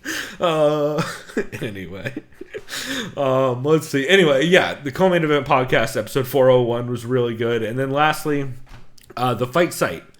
The fight side did an alternative commentary for UFC 249, and it was a fucking blast. It's Ed Gallo and Saram watching the UFC 249 main card, and like if you guys don't care at all, I mean, I'm assuming you're probably not hearing this podcast at this point if you really don't want to hear Corona talk, because it's as Chad Dundas said on the co-main event podcast at some point this week. We're gonna cover things the way things need to be covered, and adults podcast on Patreon. I'm on board for it, Sean Sheehan. I'm already on the. I'm on all the Patreons. Name a Patreon I'm not on, other than an MMA Junkie outlet Patreon right now. Anyway, back to Ed Gallo and Saram. They did a very fun like alternate commentary UFC 249 podcast where they just talked. It's mostly all about. It's the opposite of the Fight Companion. It's all about the fights. It's all about technique. It's talking about people's games and how it's evolving, how it's changing, and they just go through like every single fight. It's exactly what you would want Fight Companion to be if there were people actually watching and talking about the fights when they were happening, instead of whatever the fuck happened yesterday. So I really enjoyed that one a lot. And if you guys are just looking for like pure watch a fight and hear someone talk about fights kind of thing, the Fight Site's alternate commentary for UFC 249 is absolutely a thing to check out. So that is my can't miss episodes for this week. Chris, did you listen to anything new? New is just what I mentioned before, ANA, MMA, and then another podcast called GSMC. I can't remember if it was like Gold. I think it was not Golden State Media. I can't remember what the fuck they're called, but it was previewing the card that happened yesterday. It was pretty solid. They have a good cast of people. What else? And then Golden State Media Concepts. Yeah, that's them. Interesting. Would just a preview show where they just covered the card? Yeah, they did a preview show for yesterday's card. At least that's the episode I listened to. And, interesting. Like anything that stood out to you on it, or just kind of like a straight up preview show, or? It was a preview show, but them kind of digging at each other and shit like that. Okay, just like talking shit, like hanging out. Yeah, kind of like a more relaxed preview show, which is kind of fun. I'm not knocking on preview shows, but a lot of it's just straight to the point. Like, all right, I got this guy with this, and here's the odds, here's the cover on that. I'll go ahead and bet with that with $5 and blah blah blah. And last time I was in Vegas, I got crabs, and not that far, but No, I got you. Yeah, preview shows generally like when we I feel like whenever we talk about the Vivisection, we're like, Vivisection was good. Like, I can't just list you all the things that Zane and Connor liked. Yeah, I'm just like, oh, it's solid. That's it. Yeah. And then honorable mention is the last one I have, what I got written down. TSN MMA show with Aaron Braunsteader and Bazooka Joe. Yeah, Bazooka Joe's back in the studio, right? Yeah, this one was good. Which one was it this week? Because I think they put out 2. Was it the one they put out later in the week? Previewing cards, or? Okay, it was just the one after... Oh, no. It was the one for the Smith and Glover card. The recap or preview? Recap. Okay. They recapped how they thought that would have been episode 141. Nope, 142. 142. Yeah, but the main thing I thought that I appreciated it brought up is refs never win when they stop a fight, because sometimes there are ref stoppages that are like, okay, yeah, that's good, but most of the time it's either, oh, it's too late, or oh, too early. So the best refs are the ones you never notice, and that's like, yeah, it's one of the least appreciated professions for sure. Yeah, they said Glover Teixeira should stay in a gatekeeper role. They just don't fathom seeing him fighting John Jones again. Right. Then they analyzed the heavyweight division and where it's at, and they just said essentially, well, it's either Stipe fights Cormier or he fights Ngannou. So pick which one. Yep. Checks out. Cool, man. Let's see. So a couple little new shows I had. I guess I'll get to the first one first, since I did a bit of journalism this week, Chris. Rocco and Ryan MMA show episode 1 is a show hosted by Ryan Jarrell or Jarrell, I think is the way you pronounce it, and Anthony Rocco Martin. And this is on the Between Rounds Radio podcast. The Between Rounds Radio net. I don't know if they're technically a network. YouTube channel. The Between Rounds Radio YouTube channel. So, of course, doing my due diligence as not a journalist, but as someone who knows how journalistic integrity works, if I'm going to mention that they have the same podcast name as TJ DeSantis, or same network name as TJ DeSantis, while one is radio and one is network, Between Rounds is the common words. And also, TJ has mentioned in a past podcast that he has been contacted by someone named Between Rounds Radio, who has sent him a C&D, or cease and desist letter in the past, saying, hey, don't use the name Between Rounds. We own copyrights for Between Rounds Radio. TJ DeSantis has responded saying, I don't do a radio network. I don't have a radio show. So please send me some more information and have your lawyers get in touch with me. And so, of course, I reached out for... prior to this, I do not believe they have... I could be wrong. I have not... I have not researched this 100%, but I did not previously know that Between Rounds Radio, not TJ DeSantis, but the other one, I previously did not think they were in the podcast space at all, as far as I knew. However, they just recently released this podcast with Ryan Jarrell and Anthony Rocco Martin. So, of course, doing my due diligence, as, again, not a fucking journalist, I reached out to TJ DeSantis for comment about whether or not these were the same Between Rounds Radio that sent him a C&D, and whether, and just kind of get a statement from him on it. And here, you know what? I will actually quote. And you know what? I bet they weren't. That's my guess. They are. They're the same ones. Oh, they are. Okay. Yeah, and I'm going to read the actual quote, so I do not misrepresent TJ's statement. I'm not going to read all of it, but I will say his overall thoughts are he's not salty about it, and essentially he would gladly stop calling it that if they produced the paperwork he asked for in the first place. Yep. And so I just wanted to say, reached out for comment, got comment. And so before I talk about this show, I just wanted to address that, since I feel like it was an important thing to note before I addressed it.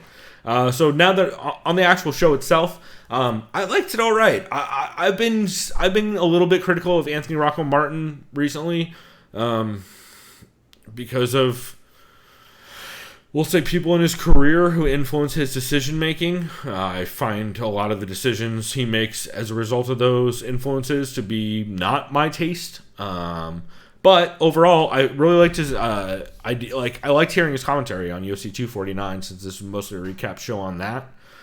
He did mention he's hoping to fight on the 30th on that card, which it seems like it's getting pushed back.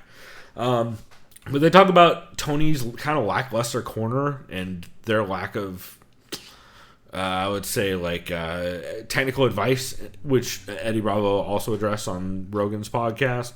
They talk a bit about the Cruz stoppage and his allegations about Peterson. He also mentioned that he's trained with Rosa in the past, and he cannot finish Charles Rosa with chokes at all, which might have been part of the reason why Bryce Mitchell had so much trouble. And then they talk about a little bit about who is next for Ngannou and what's next for Calvin Kattar after his big KO win over Jeremy Stevens. And yeah, just good fun recap show. I like it quite a bit. I'll definitely give it another listen. So nice. Yeah, I did my first bit of journalism this week, Chris. I actually reached out to a source for comment, or reached out for comment about a story and got a comment, and I don't like it.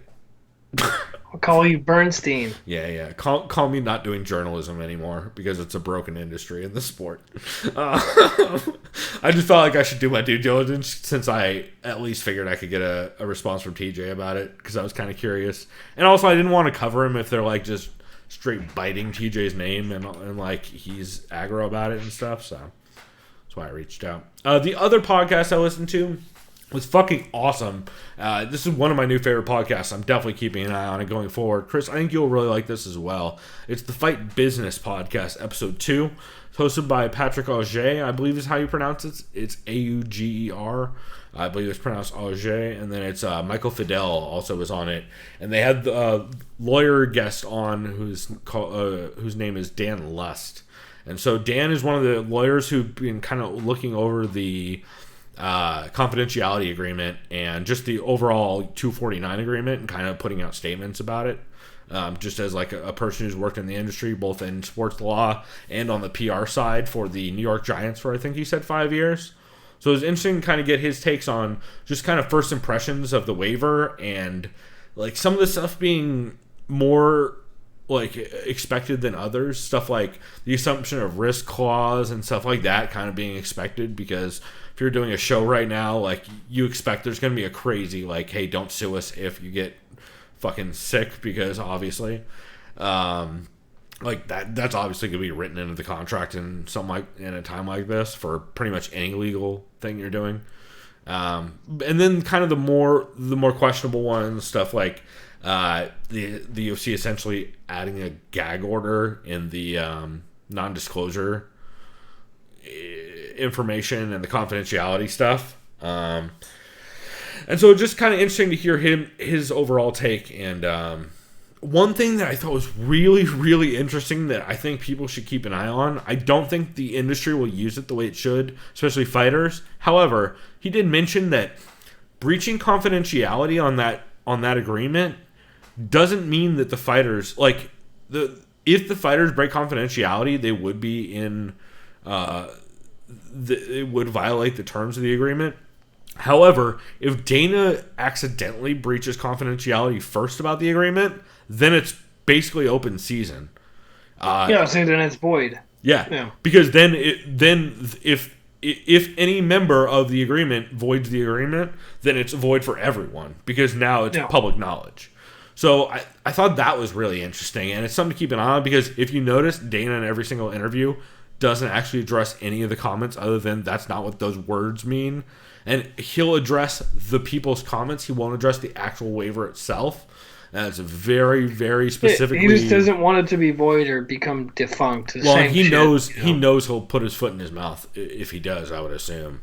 All it takes is for someone clever enough to phrase a question where they catch Dana slipping. Not that you're trying to entice that or antagonize. No, definitely not. But I would like to hear an Aaron Braunsteader interview about odds.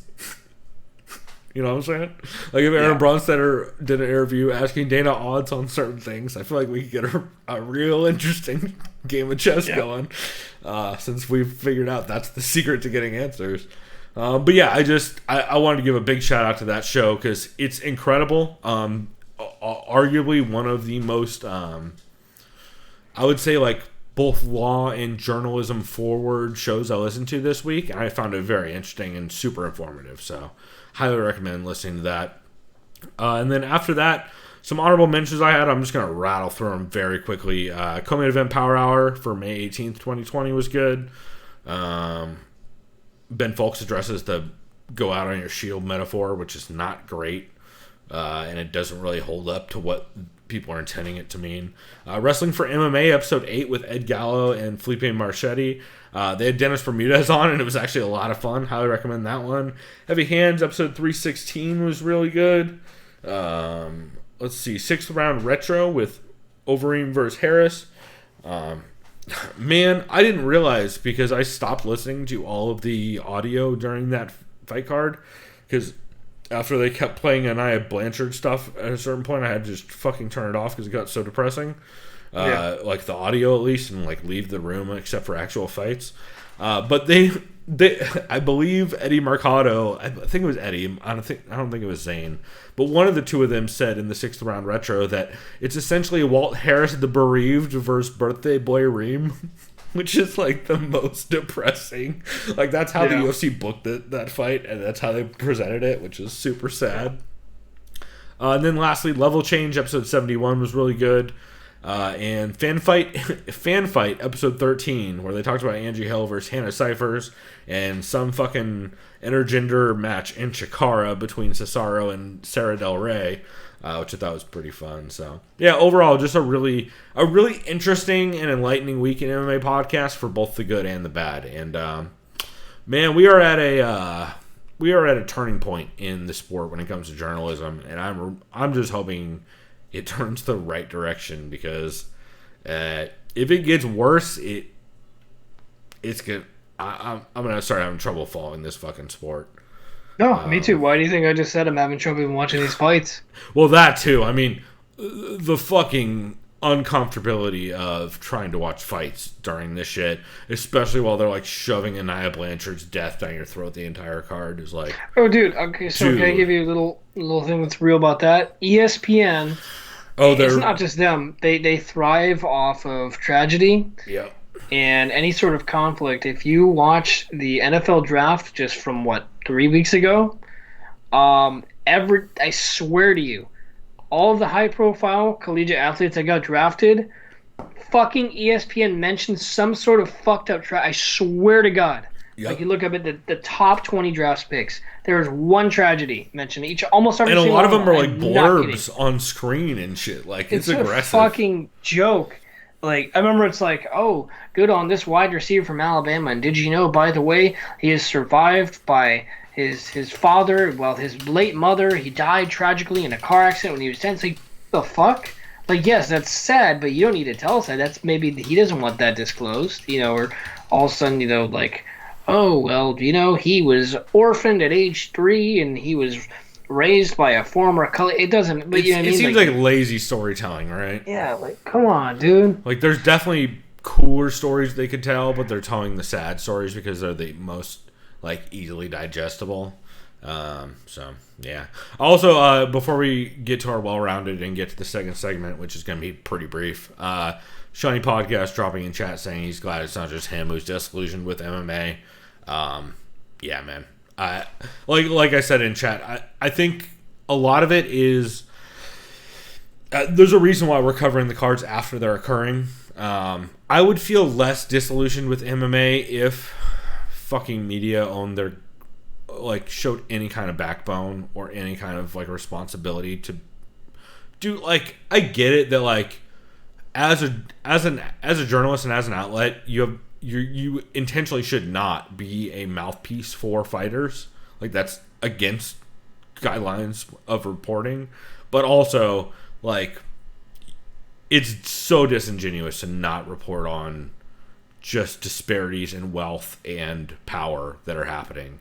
And, like, to not only not report on it, but to agree to it.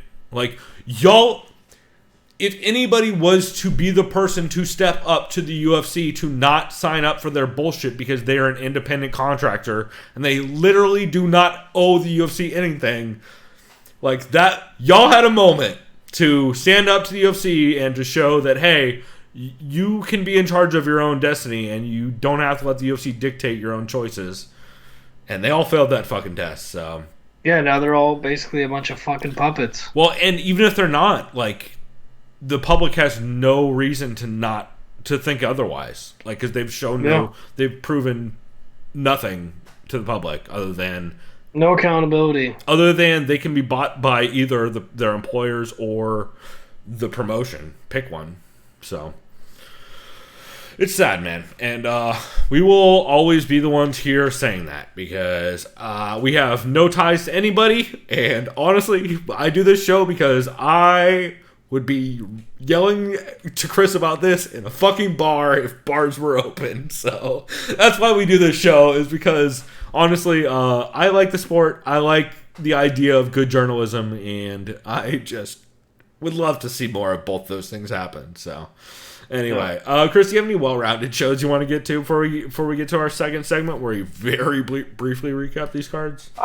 What was it? Well-rounded. Like anything that's not MMA related? Video games, movies, TV shows? You watching The Last Dance?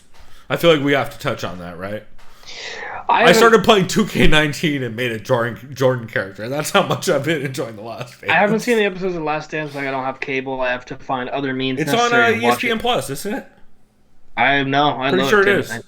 Okay, then I'm probably. It might not be because I think we did the same discussion last week. I think we literally had the same. I want to check it out. It's real good. No, video games. I'm still getting better at the show. I beat someone a couple days ago, and they have this thing called events. It's impossible to get the players. Basically, they pick a team for you, like at least 85 overall, right? It's free, so you don't have to spend any stubs or whatever. Right. But you have to win as many games as possible. It's 3-inning games before losing twice. Oh, so it's Tavern Brawl from Hearthstone. And basically, you know, if you get to 25 wins, you get a badass. It's tough. I won my first game. I've only played one, but I won with a walk-off single. Wait, Chris, what did you say it was? Did you say that's tough? What's up? So did you say it's tough? It's difficult. Yeah, it's tough. That's tough. Yeah, shouts out to I was just actually, but no, I won my first and only game I played so far, the walk-off single. I'm like, well, I'm not gonna ever reach that amount of joy getting a walk-off win. Yeah, it's like my first game of Apex that I won, and I was like, well, I should probably just never play this again. That's how it is when I won Call of Duty Warzone. It's literally the first game I played. I got like fucking 10 kills. We won. And I'm like, haven't won since. But again, I'm not in the mood to play Warzone. I'm kind of over Battle Royale right now. I'm just into getting good at sports games, and been playing Assassin's Creed on the side. I just started playing Grand Theft Auto Chinatown Wars. That's a thing. Oh, nice. Yeah, you can play Dope Wars in that game. Yeah, I sold a bunch of cocaine today and some ecstasy. It was great. Yeah. That game was actually a lot of people really like that. Right. In the game. Yeah. I almost made a reference to someone we know that I definitely should not. And yeah, it takes place at the same time as Grand Theft Auto 4, so I'm really hoping I run into Nico Bellic, or he's mentioned. So. Oh, your cousin! My cousin! Yeah. That's hilarious. Well, speaking of No Life Shack, actually, I've been watching a lot of No Life Shack stuff, and also, I don't know if you saw my text from yesterday. I went back and watched the first. I was like, "What was No Life Shack's first video on?" I meant to respond to you, but I was like, I think I just went to sleep, or was about to, and I was like, "Fuck." Dude, I completely forgot that the first video I saw of No Life Shack was forever ago, and it's him talking about Conor McGregor. That's right. It's like him doing a full Conor McGregor breakdown of like him shit talking everybody and yelling at Aldo and all that. Yeah. Oh shit! Also, Sean Sheen's out here throwing out fucking shots for us to get into a game of FIFA with him. I'm so fucking bad at FIFA, but I will absolutely I'll get shit on. smashed. And sorry, Sean, I'm not into soccer. No, like I've played FIFA before and it's fun, but I just can't. Nah, I'm not there mentally, man. I'm just a baseball guy. I'm just a stubborn American. See, I would do it, but also I'm not like hockey bad where I'm just fucking everything's offsides and passing the fucking blue line and shit. But like, I definitely will just be slide tackling everybody like a fucking 4-year-old. So, that's me too. Yeah, 100%. Also, I'm gonna pick the U.S. men's team, so I'm gonna do real good. Is that even an option in FIFA? It's been so long since I've played a FIFA It's an option, but you're just like you're not gonna do well at all. Yeah, no shit, Chris. No shit. Hell, even do the MLS All Stars, and it's not a good time. No, yeah, right, bro. I'm gonna 100% be the LA Galaxy. I'm gonna have Josh Gross on the sidelines covering me, and it's gonna be straight fire. There's some weird fucking references. Anyway, some other stuff I'm listening to this week. I've been actually watching a ton of Bon Appetit videos. I fucking love Bon Appetit. I don't know if you ever watch their stuff, the BA stuff. Like you probably seen the BA Test Kitchen. Well, they'll do like gourmet version, like a chef makes gourmet version of Skittles, or like they do all kinds of. I don't think I have.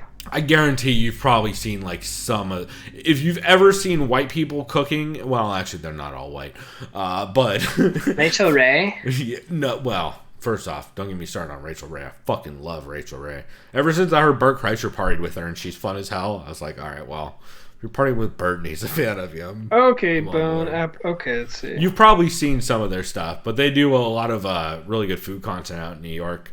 And they've been doing a lot of stuff from their houses, which has been cool. I'll subscribe. Yeah, I don't know. Maybe it's just because I'm an old white dude that I really love that shit. Or maybe it's because I'm making bread like a couple times a week. I've been baking bread like a fucking idiot, like every other white dude on the planet. I have a podcast and I bake bread, and I'm in my 30s, so I'm every white dude. Hear us roar. Doesn't really quite have the same ring to it when white dudes say "hear us roar," huh? Anyway, and my only other podcast I recommend people check out is holy shit, the Doug Stanhope podcast, episode 376. This is during Doug Stanhope's 30-day media blackout, and they do a whole episode with James Inman, and I can't really describe this to you guys aside from saying, if you want to listen to a full episode of someone trying to get Skype to work and not having success, it's the perfect version of that, and it's just really good. I've had these exact same problems both at work and on this show, and it's just so funny to watch them do it while Inman's having a meltdown and Stanhope's constantly nagging at him and making it worse. And yeah, just a lot of fun. So highly recommend that. And yeah, I think that's all I had. So Chris, you got anything else before we play this clip of Shawnee Podcast lighting the world on fire about the absolute systematic breakdown of the UFC's safety protocol?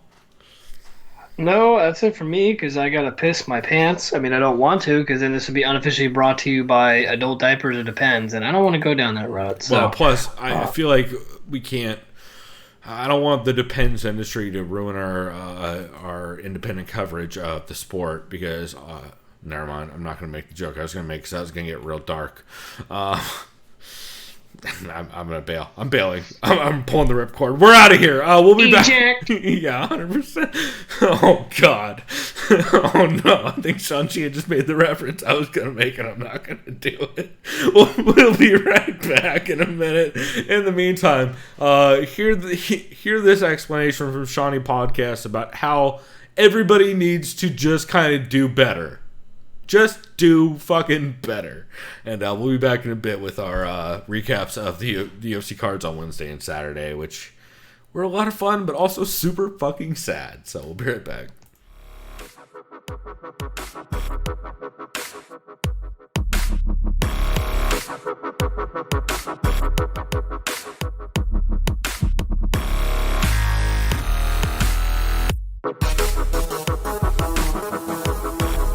Liked by the sound of violence.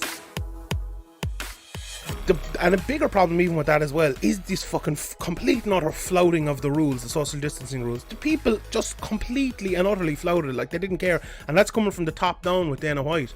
It really, really is. Like it makes you think that everything they're doing is just nonsense. And we know it's nonsense. Dana White doesn't give one single fuck about these people. He doesn't care. He wants to earn his money from ESPN. They're putting on these cards because they get their money from ESPN. ESPN are happy to go along with it because they don't have someone from the state who cares. You know, Florida don't give a shit. The Athletic Commission were happy. The Athletic Commission jumped out the second Jacare failed the test and said, oh yeah, we're happy. You know, all the precautions were taken. Let's go ahead with it. There's no adult in the room here. I mentioned it a couple of weeks ago. I think my friend Pulver over in the The Sound of Violence podcast uses that phrase again. There's no adult in the room here. They don't give a shit.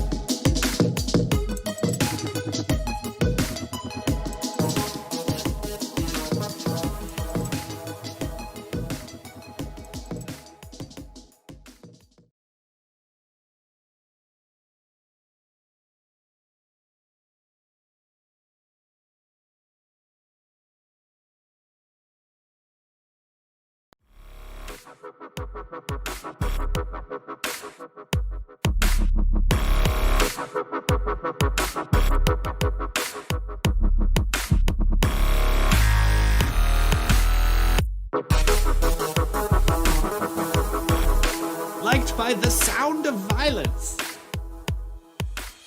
To be an independent journalist covering this event, I would have to think you would draw the line at a waiver like this.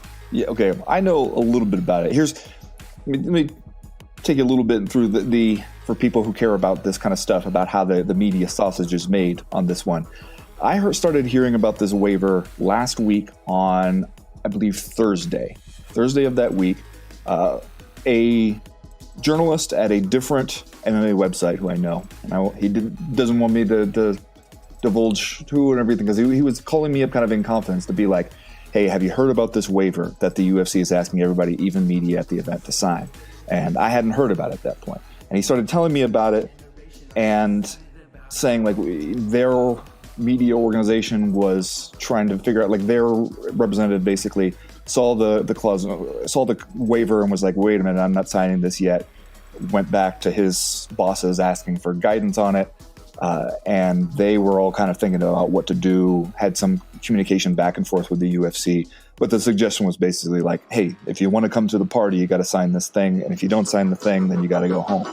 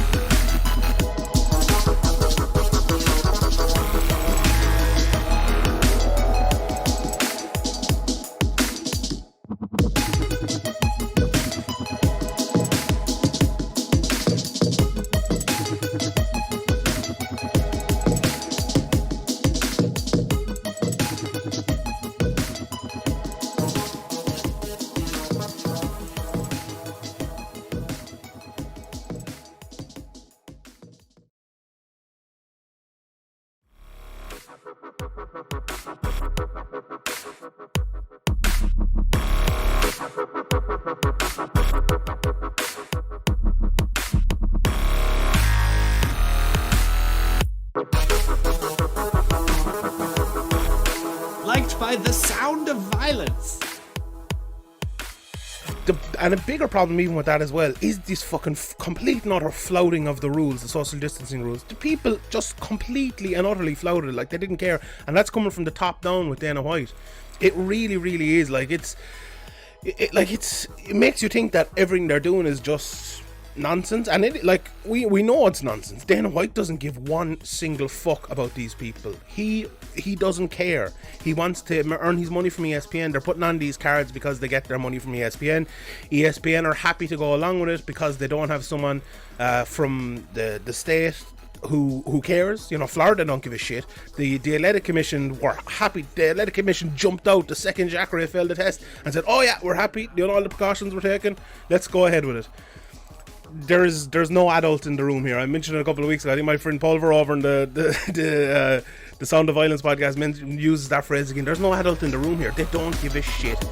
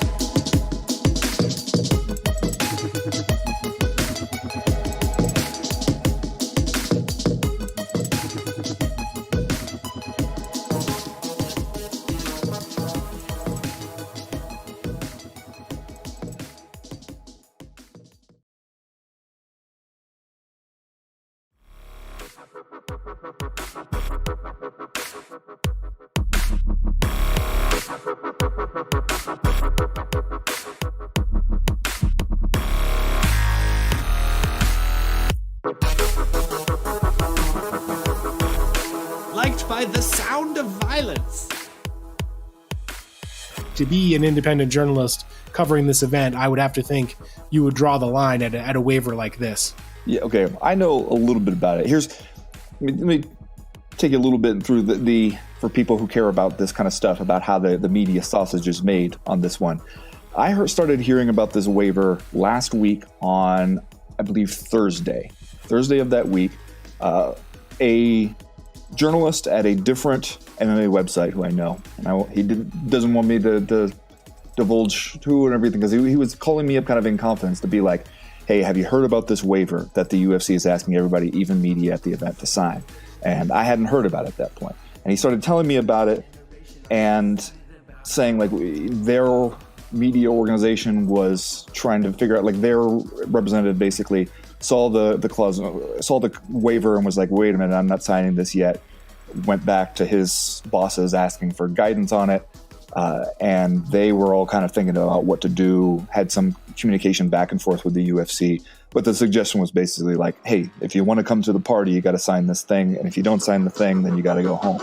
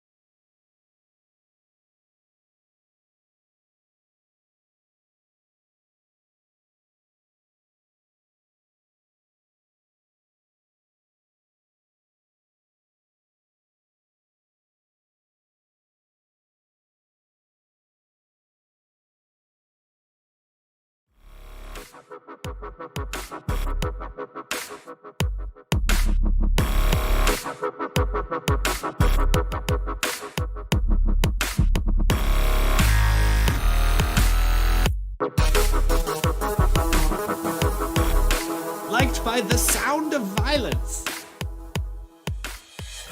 And a bigger problem even with that as well is this fucking complete and utter flouting of the rules, the social distancing rules. The people just completely and utterly flouted, like they didn't care. And that's coming from the top down with Dana White.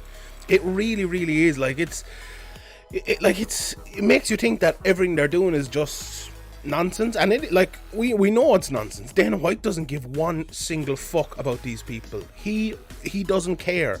He wants to earn his money from ESPN. They're putting on these cards because they get their money from ESPN.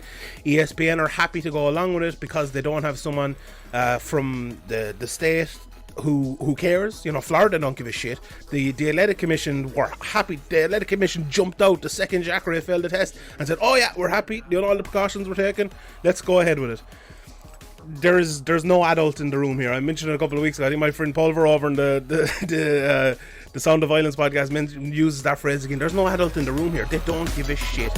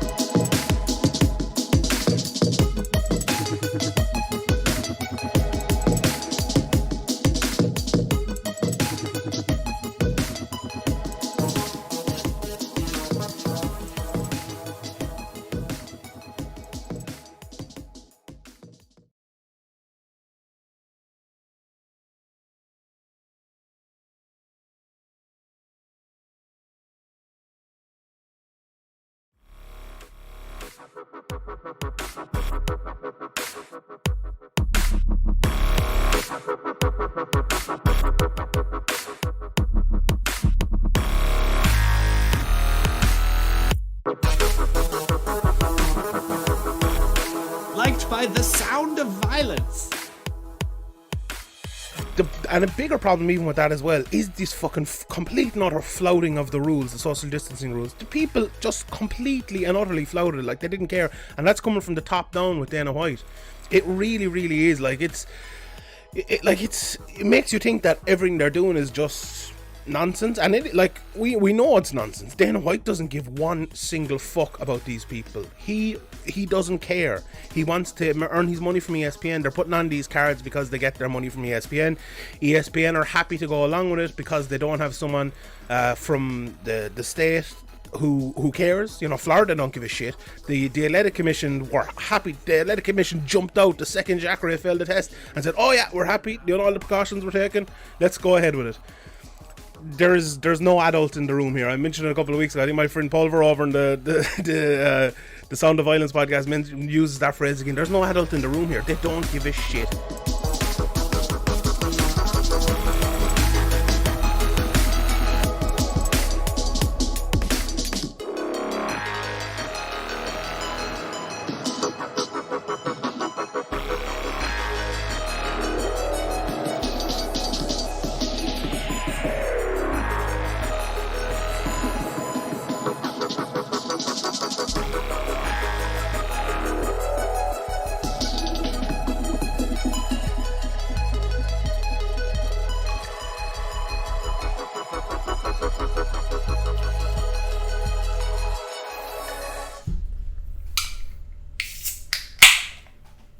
right, everyone, we're back. Yeah, we are, and we did the intro for the second segment correctly this week. We are back to recap 2 fights that happened within a week span, which is very rare. 2 fight cards, even. Yeah. That's what I meant. You know. Yeah. I do like all the people that are trying to convince themselves that all 3 of these cards happened in 7 days when there was 2 Saturdays involved, though. I really appreciate those people. Because I've had multiple people try to argue that with me, including my girlfriend this week, where I'm like, that's not how time works. Time is a flat circle, dude. Dude, as Luke Thomas has told us over and over again in the last week or 2. Yes, absolutely. So let's see. How many of these did I watch? I watched 1, 2, 3, 4. This is like that awesome Tootsie Roll 5. ad. Yeah. I watched 6 fights. So I believe you're talking about the UFC Fight Night Smith versus Teixeira card, correct? UFC Fight Night Jacksonville 1. Yes. If I want to be a fucking snarky bastard. See, this is why I have taken to naming event titles as city, space, name versus name, because otherwise this would be impossible to report on. Man, this card was... both of these cards this week were super action-packed, but also, man, was there like some real uncomfortable fights on the way. Yeah. And not just because everyone's weird chin / under the nose / non-existent mask situations on top of all the other stuff happening.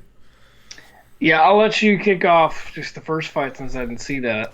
Sure. So we had Chase Sherman taking on Ike Villanueva. Chase Sherman with his his return fight to the UFC after going on a run in, was it Titan? No, Bare Knuckle, right. And then before that, Island Fights. That's what it was. Yeah, he looked good in Bare Knuckle. He had that decision loss to Joey Beltran. Before that, he had a couple wins. He also looked pretty good in Island Fights as well. That win over Rashawn Jackson and the win over Jeremy May back in the beginning of the year, or beginning of last year, rather. So he's definitely been improving, but holy shit, the way he looked in this fight was super impressive. Banging low kicks, working from range, seeming a lot more defensively sound than I remember him being. I don't know how much of that is the opponent, considering I don't know much about the opponent. I did zero scouting for any of these cards because I have honestly had trouble fucking sitting down and watching some of this stuff in preparation, which is why we haven't been previewing cards. I will say, if there are no positive tests and if there's no like severe backlash that makes me feel really fucking uncomfortable about covering the next card, I'm thinking maybe we will actually preview the next card. Like, assuming safety protocols are getting better, which they seem to slowly be doing, at least a little bit. Like, this card on Saturday, at least, was like a little bit more people were wearing masks, a little bit more people were following instructions, a little, like, it at least seems like some people are trying. I think that's going to be worse the bigger the name is and the more influence they have, and also the bigger the card, so who knows what that means, but anyway, just throwing that out there.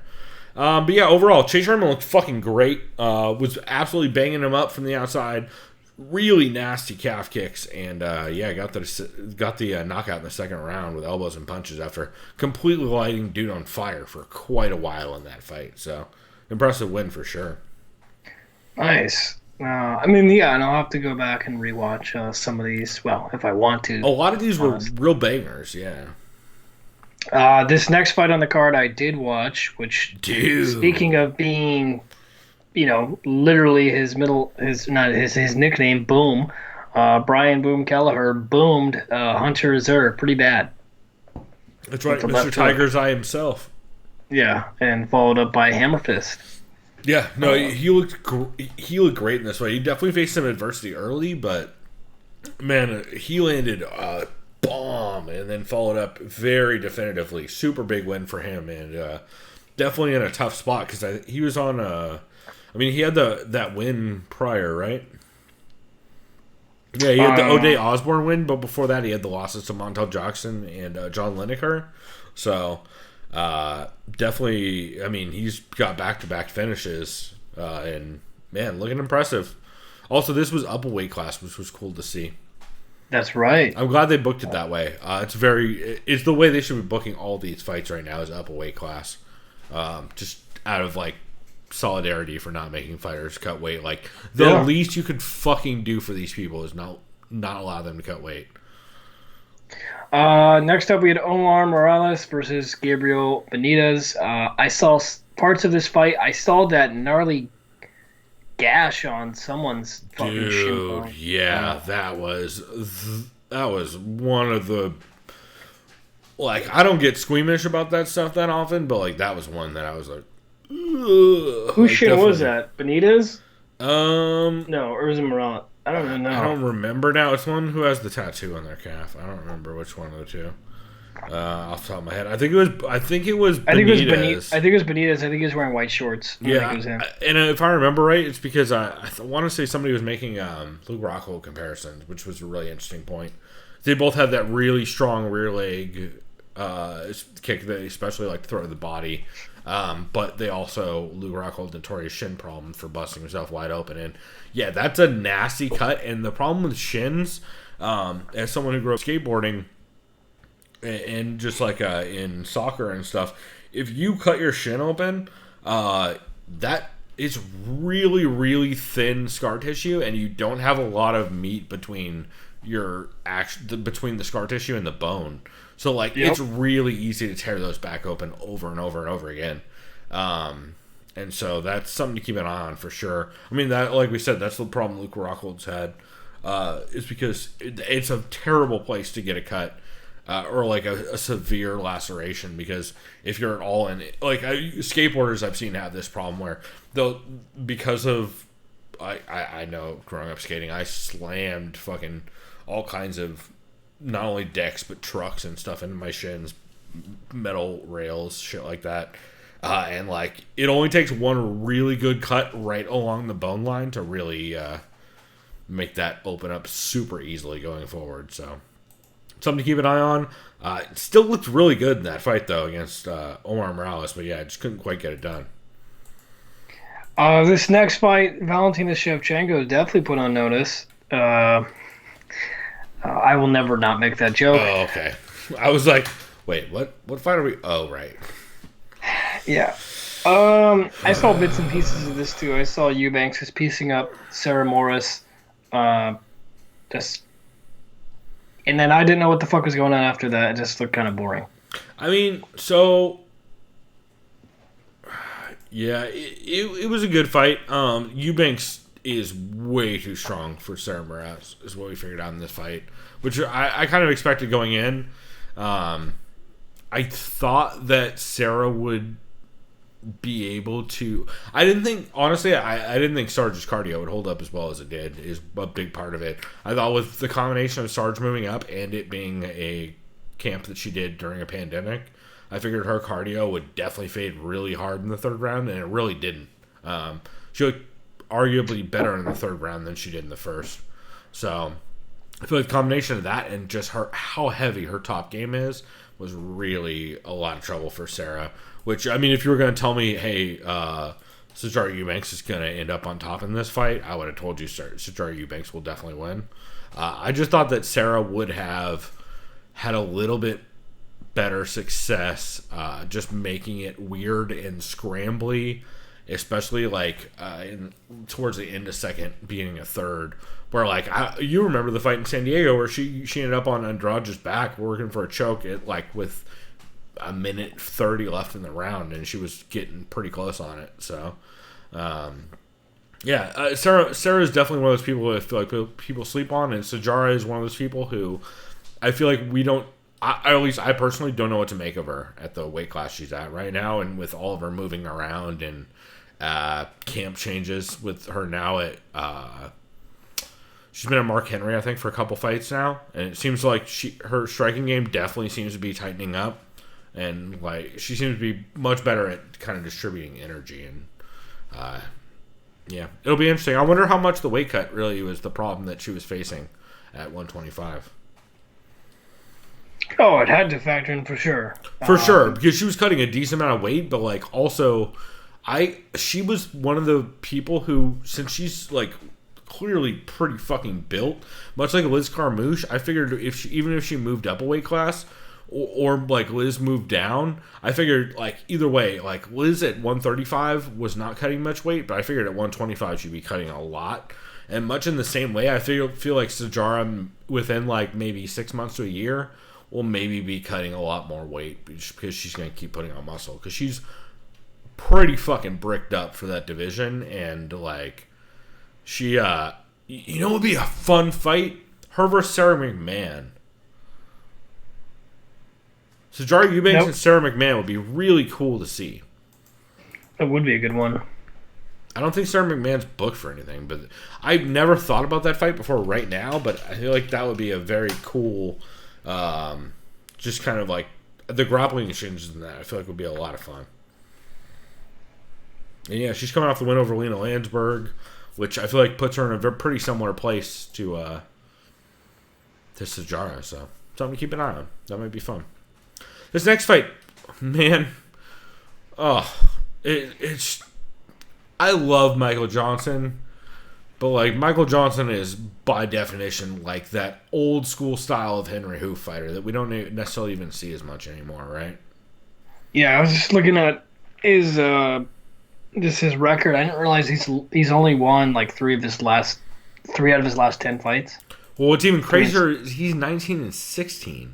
Yeah. Like, he's not far off from 500, which is crazy.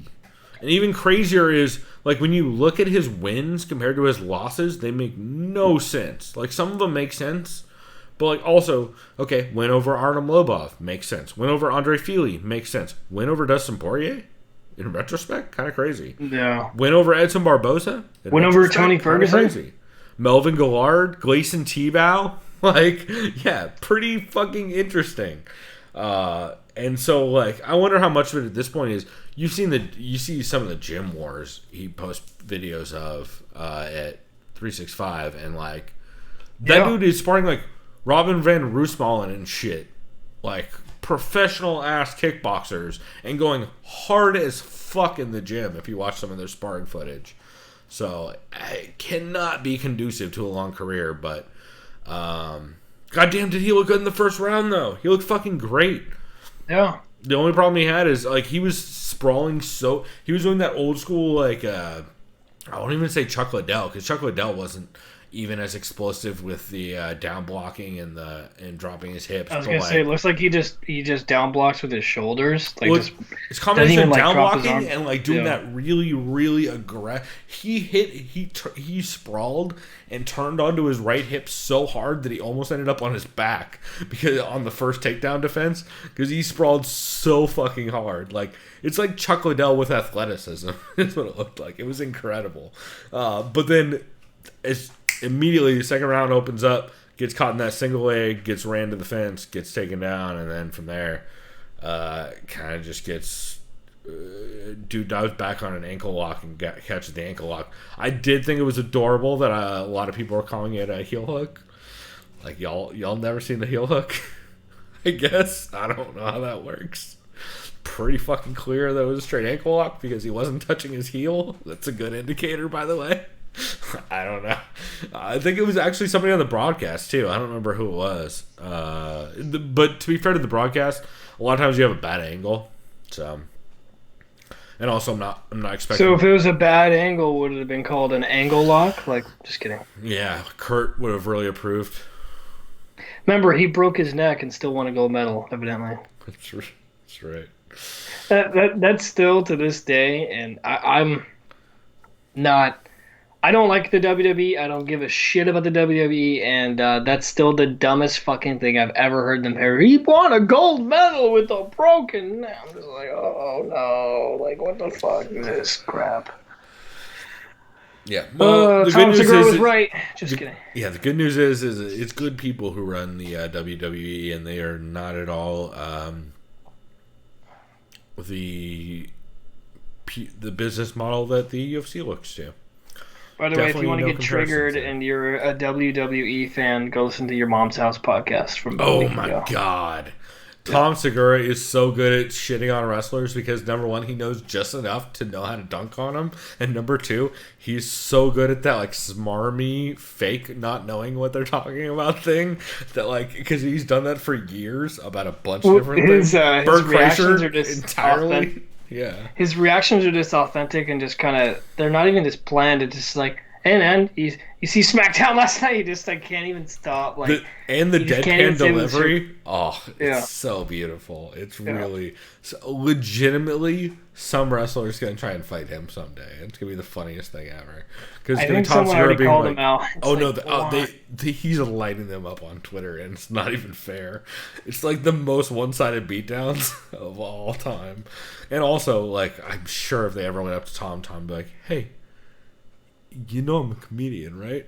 Like, you know I make jokes for a living, right? So oh, that was gonna be a bad segue. Anyway, Andre Arlovski got a decision win over Felipe Lins. Yeah, I mean, it was a heavyweight fight in which Andre Arlovski got a decision. I need to rewatch it because through both of these cards, actually, I was drinking so heavily that, full disclosure, I was not scoring cards at all. Not even a little bit. During this card, I wasn't as fucked up. During the Overeem versus Harris card, I was drinking tiki drinks from False Idol, and I bought a bottle of 151 off of them. So, that card I don't remember a ton of. I mean, I remember it, but like I definitely was not scoring accurately. I want to say Andre Arlovski only had a couple moments in this fight. They were definitely late, but I know there were some back and forth and stuff too. So it was definitely scrappy either way. Speaking of split decisions, though, Chris, you see the Ricky Simone versus Ray Borg fight? I did not. Oh man, so it was a lot of fun. All I know is that I heard Ray Borg was way too small, even at bantamweight, or at least compared to Ricky Simone. I mean, Ricky Simone's grappling game has always been fucking trouble for everybody. They were both throwing heaters and both landing a bunch. And Ricky, as Oh, dude, they do look similar. Someone was saying they look like they could be brothers. Oh well, my God. especially now that Ricky Simone cut his mullet. Oh shit! I'm about to go back and watch it. That sounds hilarious. Yeah, Ricky Simone cut his mullet, and he looked good, man. He looked real good. Ray Borg looked good too. It was a competitive fight for sure, but Ricky Simone, I feel like definitely edged it. I had him just getting more volume done. To be fair, though, I am pretty fucking. I am definitely a homer for Ricky Simone, since I really enjoy the stuff he's done with the Writer and the Fighter podcast, as well as stuff he's done with Dre Craigs in the past. So I definitely I enjoy Ricky Simone in general. I think he's a funny dude, and I like the stuff he does. So and also Ray Borg's just for the amount of likability Ray Borg should have, that dude is so unlikable for like so many reasons consistently. It's weird. He just says things that are not great. I believe he's managed by Ali, if I remember right. It's not a great combo. But, yeah, Ricky Simone got the win. And, I mean, it was a competitive fight. They both were fucking each other up. Ray Borg was definitely making some big shots. Ricky Simone, as I believe Jack Slack mentioned in his podcast, he's able to work pretty well, hooking off the jab and also working uppercuts in. Definitely won it with the wrestling, I felt like. And just kind of dictating the pace of the fight and the location of the fight a lot more. But, yeah, there were definitely some moments where Ray Borg could have had that. And I believe if I look at MMA decisions, Dave Torelli had the dissenting 28-29 for Ray Borg, whereas Jared Cleary and Saul D'Amato had the decision for Simone. So, interesting. Let's see. Yeah. Did you see the Drew Dober fight with Alex Hernandez? Yeah, that was like a beatdown. Holy shit, dude. First off, I've been high on Drew Dober, I would say since prior to his fight against, was it Narimani that he fought last? No, it was, Nasrat Haqparast. Yep. So ever since I saw him, I thought he was going to beat Beneil Dariush. He got caught in that armbar after lighting Beneil up. He then absolutely styled on Polo Reyes, and then he had the Nad Narimani win, which I did not see coming. Nasrat Haqparast. I just did it twice in a row. I thought it was pretty high on Nasrat. But Drew Dober's looked sharp, and he's just looking sharper. Like, this is one of the cleanest performances we've seen from him.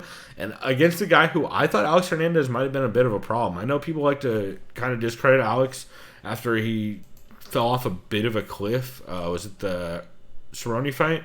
Well, yeah, he was talking all that shit to Cowboys. He was going to retire him, and he's geriatric and all that shit. Well, he was on a giant run, and people forget he was fucking Cowboy up for the first part of that fight, like pretty badly, in the way that Cowboy gets fucked up in a lot of fights. But he's able to turn it back around and absolutely piece him apart. And then, Cerrone was able to turn around and piece him apart. Yeah. And then caught him with a head kick. Exactly, yeah. And then he got that dominant win over Trinaldo, and then he came out here against Drew Dober, and I was curious to see how well Dober was going to be able to deal with the... I guess my point is I was most impressed with Drew Dober's ability to shut down the octagon and really pressure Hernandez against the cage, which he did immediately and definitively throughout this fight. Like, I feel like his ability to cut the cage and force Hernandez on the back foot up against the fence absolutely won in this fight. Yeah, 100%. Yeah, I don't. He just negated Hernandez's ability to even just kind of move forward, even create pressure or cut off the octagon at all. He was just kind of just backing up the whole time. Well, and my read on Hernandez is very similar to Darren Till, wherein they're amazing if they can back you up behind the black lines and pressure you against the cage. Same with Connor. But as soon as you're able to work at range and pressure them, their game kind of changes entirely into a very different, like, kind of mishmash of ideas to try and get you back to where they want you. I thought that was a very interesting, like, just systematic breakdown that Drew Dober's able to do. I feel like that's Trevor Whitman 101, right? It's just like cage cutting and distance management. Yeah. That and working behind straight punches, right? Yeah, especially after how Gaethje looked against Ferguson. Yeah. Well, and that's what Trevor Whitman said on, I believe it was the Man and the Myth podcast, I believe, where he was going, I talked about it last week. If it was not that, I definitely referenced which show he was on last week. I don't want to accidentally misquote it if that wasn't the one, but Justin Gaethje, and also I feel like a lot of Trevor Whitman's fighters have very quickly, once they understand his system and once they kind of get used to it, like, you see a lot of, I think Heavy Hands has talked about this. You see a lot of, like, a development process of them trying to kind of acclimate to the system.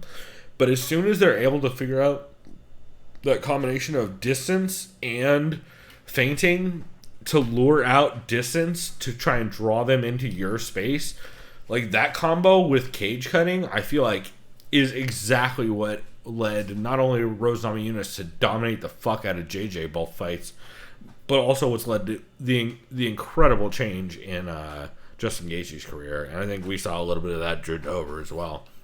Where, like, I don't know if anybody teaches like cage awareness and like just spatial awareness better than Trevor Whitman right now.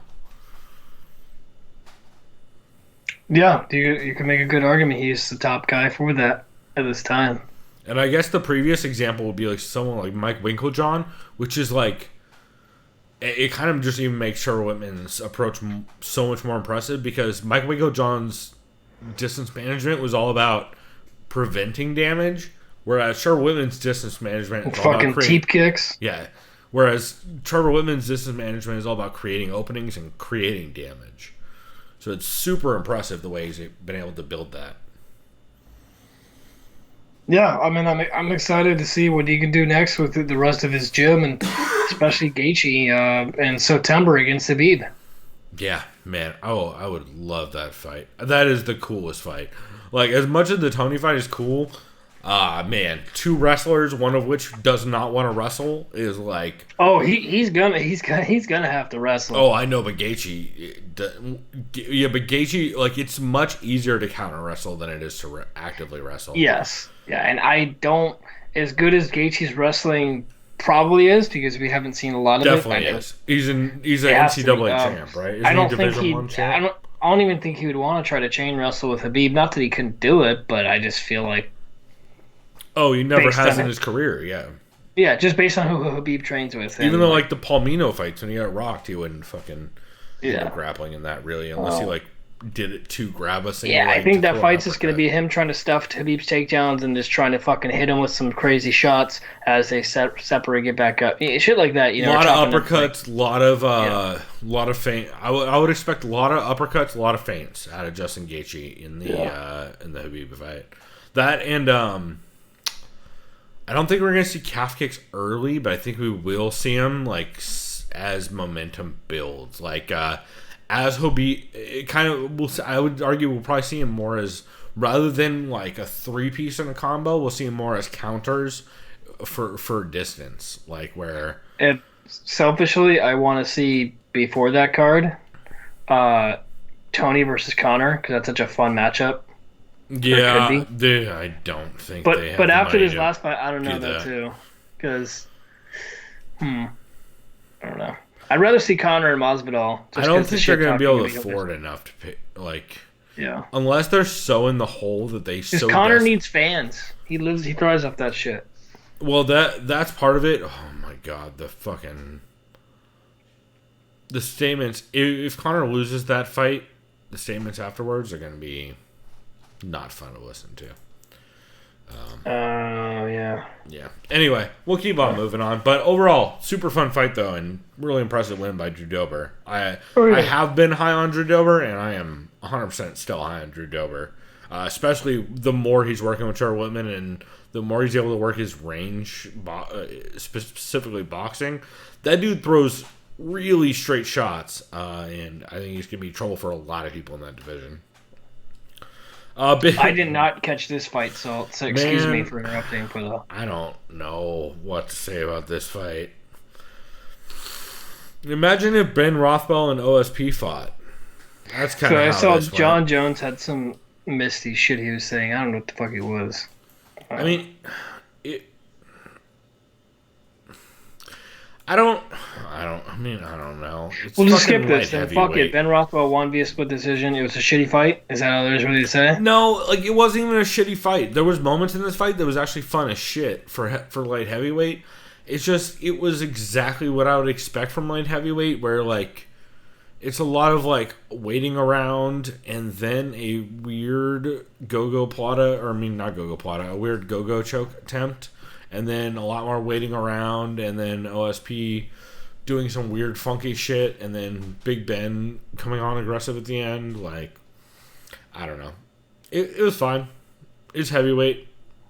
Oh wait, actually no. You know what? This was heavyweight, not light heavyweight. Forgot OSP moved up. That's right. And yeah, it looked like it. Like OSP clearly was too small, or even if he wasn't too small, like he spent way too much time just in front headlock, like underneath the front headlock of Ben Rothwell that clearly took a shitload of his energy.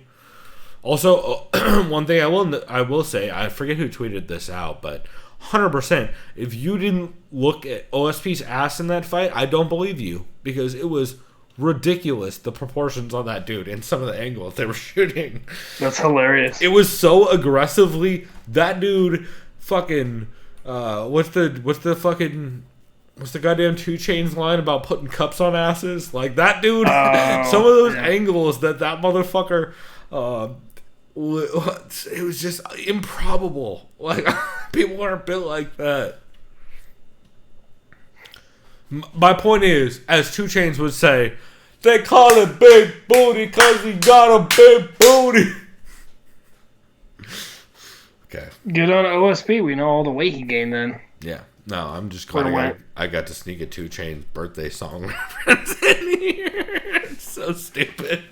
Okay. Well, anyway, the last thing on this card. Oh my God, Glover took the teeth out of the mouth of Anthony Smith. And did you watch this whole fight?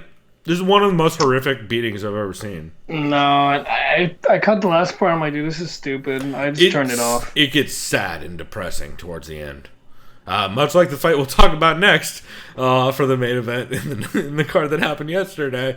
Holy fuck, man. Did nothing after the fourth round have to happen, right?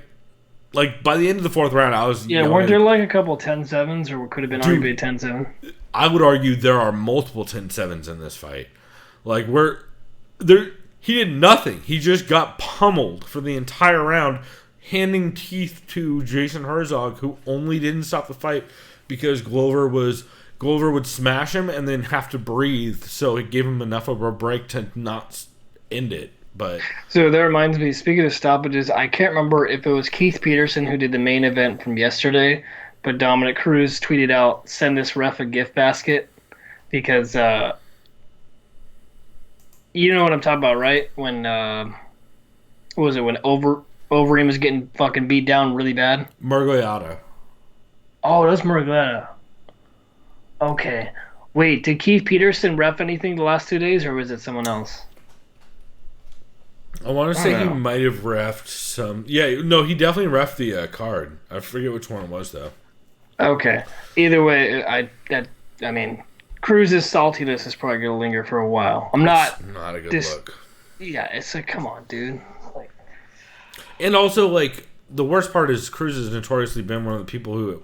A lot of people idolize his reactions to losing fights. Like the Cody Garbrandt fight. Yeah. Everyone universally praised him for his, like, just mature and impressive reaction to that fight. And it's been everything but that. And I think part of that is he hates... Like, I feel like he hates Cejudo in a much more, like, real way than he disliked Cody. I feel like he disliked Cody because he thought Cody was dumb. I feel like he doesn't like Cejudo because he thinks Cejudo is disingenuous. And I think that, like, definitely eats at him a little bit harder. Plus, I think part of me thinks he dislikes Cejudo because he's jealous that Cejudo is just way better wrestling at him than pretty much anyone else in those lighter weight classes. That was going to be my second point is dude from Arizona. That wouldn't surprise me. From Arizona with the gold medal. Yeah. Like, yeah. No, I actually think that's part of it. Like don't get me wrong, Cruz is a fantastic bantamweight. He's considered by many to be the GOAT of that weight class, but like when you have someone like Cejudo who's just head and shoulders above everyone. I for a long time said Dom is easily, like, if not the GOAT of that weight class, he's top 3 without a question. Yeah, like but Adam Brow and TJ. I think it'd be fair to say like maybe that's what it is too. He's just jealous. Like it's like, how the fuck is this dude that good? You know, then that it is what it is. So yeah, definitely something to keep an eye on. But yeah, man, holy shit. So we should mention on this Glover Teixeira Anthony Smith fight, Glover Teixeira was absolutely shit kicked earlier in this fight. Anthony Smith was just bombing on him bad in the first 2 rounds, and then when he just gas, it slowly started to fade as he was giving out the beating, and as Glover as soon as Glover got top control, the whole fight changed in a like super real way, and that was kind of expected. But I honestly think a big part of why Anthony Smith had so much trouble, a big part of his game in the last couple fights has been his cardio advantage, and he clearly did not have one in this fight. And I feel like outside of a quarantine, he would absolutely have a cardio advantage on Glover Teixeira, without a doubt. So I feel like the one thing that might stand out, though, is he did put out so much damage on Glover early that he might have gotten like kind of overcommitted and gas, but... Overall, though, I would say if this fight happened 10 times, I would at least have it 50-50, if not in the advantage of Anthony Smith, depending on how the camps go. So, something to keep an eye on. But either way, regardless, super impressive performance from Glover Teixeira. Oh, absolutely. Especially at his age. At his age, and just like to be able to come back from the beating he was taking at his age... And, like, just with the amount of wars he's been throughout the years. I mean, fuck, people forget. Glover Teixeira came over very late in his career after having crazy runs in, I believe it was, I know for sure it was in, King of the Cage, but he also had runs in was it Gladiator Challenge or Tachi? No, it was WC and Tachi were the two. Not King of the Cage. Those were the two that I was thinking of. But yeah, his run in WC and at Tachi, or I guess back then it was called Palace Fighting Championships. Like, that dude was kind of an unspoken name in that weight class for a very long time because nobody wanted to get anywhere near him, and he had to fight kind of on regional shows, and they finally brought him over. Went on the big run. Of course, had the loss to John Jones, in which John Jones ripped his whole shit apart in his shoulder. But, man, very impressive performance and very impressive comeback win for Glover Teixeira, and it really keeps him as not only relevant, but honestly as a contender in that division. Yep, absolutely.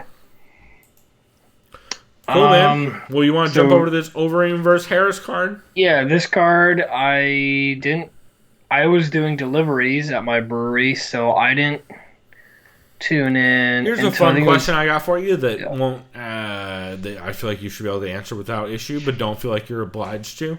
How many different parts of San Diego are you going to for that? Like, is it all over the place? Is it certain parts, or because I know you guys are located in like more of the. I'm not going to be specific, but I'm going to say you're located in an area where there's a whole lot of breweries around the same area, right? Yeah, that's where there's fair to say. In San Diego, there's a lot of those, but. Yeah, you guys are in an area with a lot of breweries located, like you're kind of in a brewery row kind of area of a city, or of the city rather. So are you guys getting a lot of like orders from all over the place, or is it like certain parts of the city? Or because I would figure there's like definitely parts that are more brewery full, like beer drinking forward. Like I would assume places like beach cities or North Park or. The furthest I've had to drive is Poway. I'll put it like that. Second furthest, because my house is probably the furthest. Oh, you didn't drive that one though. No, I didn't drive that. But like my house is literally, I think like about 0.5 within your delivery zone. So yeah, it's real close. But yeah, I only had like a couple of deliveries. That's interesting though. Yesterday already. Goddamn, today's only and you Sunday. guys are doing growlers again, huh? Yep, doing growler fills. I've seen most. Is that like a recent rule that came down, or is that just like a overall? Because I've seen a bunch of breweries start opening back up for growler fills, and I'm wondering. I think it was some sort of advisory thing that kind of came about. And, okay, I guess we can do growler fills again. Cool. Because I've seen a couple breweries places that do crowlers. You can do that as well too. Right. Yeah, and I know a lot of places have done crowlers, but I know a lot of places were kind of worrisome about growlers because they weren't sure like cleaning methods and stuff. But it seems like most places have accepted like, hey, we all basically run under hot water and soap anyway, so like we're probably good. Yeah, that's essentially what it comes down to. Yeah. Yeah, because everybody uses the same like disinfectant cleaning solution and then run under the hot water. A lot of people lately too use like giant like 32 to 64 ounce hydro flask, which isn't a bad idea. No, it's a great idea, honestly. Yeah. I mean, it doesn't seal as well, depending on your flask, but either way, like, honestly, not that different, right? Cool, man. Oh, also, I should mention, did you know, so one cool thing Stone Brewing is doing, they lessened prices on meals a whole bunch, and they're doing like to-go family meals for like $35. I don't know if you saw I remember reading about that on one of the social media posts, and I still have to take advantage of that. They actually dropped all their prices for everything across the board, and we went and picked up stuff for my birthday, or the week of my birthday, for like, we picked up some ribs and mac and cheese and stuff, and with those family meals, they're giving you money back on the purchases for after the pandemic. They give you like these little chips you can bring in, and they're like $2 on every $10 you spend. You get so just like redeeming tokens. Exactly. I thought that was a very cool. Like, that's cool. Super unnecessary because they're also number one, have probably the cheapest food options in the city for the amount of food you're getting. But they are like really going out of their way to give back to San Diego, so I wanted to give them a shout. Oh, that's awesome! Yeah. Hell yeah. Because, like, dude, $35 for, like, a 4-person meal that honestly is probably, like, a 6-person meal because you're going to have leftovers. Plus, I mean, because it's like it's like ribs, mac and cheese, 2 sides, including vegetables, and you get, like, whatever it is, $2 back on every $10 you spend. So, like, honestly, you're spending like what, $28 for fucking a 6-person meal. Essentially, it's kind of crazy. So big shouts to them for that. And also, they've been having some good beers. So I did want to shout that out because I forgot about it. Cool. You want to get into this Reem versus Harris card? Which, man, I did not like the marketing for this shit at all. So I didn't tune in until the very, very, very bloody fight, first blow of the night. Which or one? the bloodiest fight. If you've seen the picture, based on his nickname. Oh, yeah, Damage. Yeah. Yeah, that yeah. I'm starting to feel uncomfortable watching Darren Elkins fights. Let me look at that photo one more time. Like, I'm starting to feel not good about watching that dude fight because of the amount of damage he's taking, and it does not help that he has damage written all across his chest in bad font. I guess we'll start off the bottom of the card. Rodrigo Nascimento got the win over Dontel Mays in the second round via submission, rear naked choke. From what I remember of this, I watched this not earlier today actually, but a lot of stuff that we're going over. Also, I do like that when you look at the Tapology page, the canceled and fizzled bouts section has 1, 2, 3, 4, 5, 6, 7, 8 different fights that were supposed to happen that were either canceled due to coronavirus I think I noticed or it, withdrawals. Yeah, it was a back and forth fight. They definitely both had moments, but Nascimento, I feel like as soon as he was able to start working his ground game, absolutely did that and got the win. Also, I should be noted on these prelims, this is exactly when I was drinking a lot of tiki drinks, and so if I have like, let's say, light notes on some of these early ones, that would be why. Let's see. Courtney Casey took on Mara Romero Barella. Holy shit, dude. Courtney Casey, I thought... So, looking at this matchup, as you know, I'm pretty high on Mara Romero Barella. Relative to She uses like her physical strength to get the grapple. Dude, yeah. Grappling. And, like, her top game is, like, giving some girls problems for sure. Like, she's just physical enough to be able to get on top of women pretty consistently and also just make things ugly, which I really like. I feel like that's a really, especially in that kind of a division, I feel like that's a really kind of, for lack of a better phrase, it's an immeasurable trait. Like, to be able to get on top of women and kind of keep on top of them at a later weight class like that, I feel like that is a big, big factor in fights. And Courtney Casey is someone who has shown she gets stuck on her back a little bit. However, Courtney Casey was constantly throwing up arm bars, which you see a lot, especially in the women's divisions, especially at 125 and 115. I guess actually technically more at 125 and 135 than 115. But yeah, I honestly did not think Courtney Casey was going to be able to pull off the arm bar. And consistently, it seemed like Mara was being able to slip her elbow out, but eventually Courtney just turned the corner correctly and ripped that motherfucker. And she cranked that.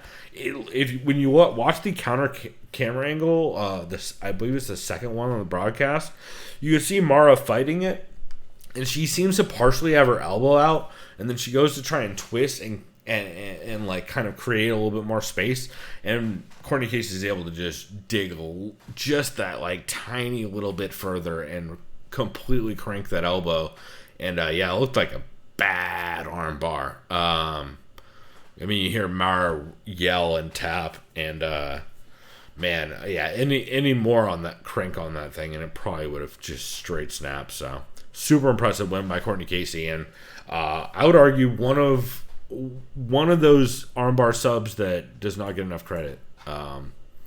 Sometimes we kind of gloss over armbar subs, especially in women's mixed martial arts, because it's more prevalent. But that was a fucking big one, man. Yeah, I mean, especially against a game opponent like Barella. Well, and she's almost caught a couple women in arm bars, but like, to snatch that one as deep as she did and finish as strong as she did with it, that's that's scary shit and something to keep an eye on. Speaking of taking damage, Oh my god, dude! Did you see the GIF? Was that? Go ahead. Yeah, was that a clash of heads that did that, or was that just sustained damage? It's I can't remember. Sustained damage. That's what I thought. Yeah. Shots in that fight. To be fair, so did Nate Landwehr, but holy fuck was Darren Elkins eating damage throughout that fight over and over and over and over and over. It's getting very hard to watch that dude fight.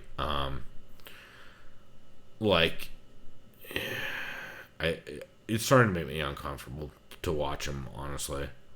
Yeah, like Sports Center even posted a picture of his bloody face, and a lot of people, or of course, a lot of the sports people that aren't UFC MMA followers are like, "How the fuck can you watch this?" It's like, well, it's not a bad question. Well, and it's not even necessarily like the cuts and the superficial damage that scares me. It's how much that dude eats clean shots on the chin and face and jaw, and then just marches through them and continues to eat clean shots on the chin and face. Yeah, he's just Rocky Balboa. And like his entire career has been built around that, which makes it worse because people find it more acceptable because they're used to it. And like it's starting to get very hard for me to watch. And he still has moments where he'll charge forward and push the pace and make it hard on dudes.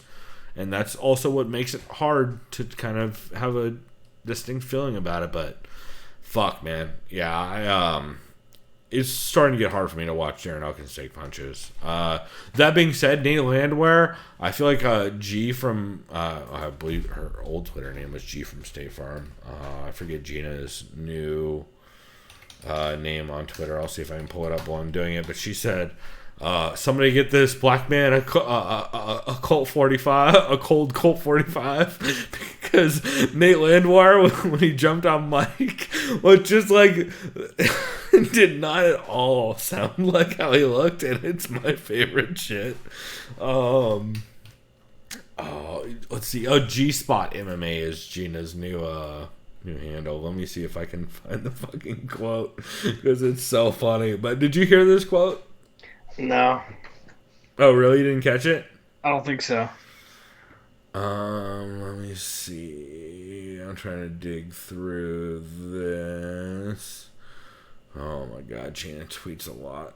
Here, you wanted to start the next one while I pull this up? Yeah, then we had a men's featherweight bout between, I'm just going to say his name wrong, Giga Chikadze? Giga. Gigas, okay. Giga Chikadze versus Erwin Rivera. Chikadze got the win via decision, unanimous decision. I did not see this fight. So yeah. It was, man. So Giga Chikadze, super impressive kickboxer. Formerly fought in Glory, if I remember right. Very, very, very, very decorated.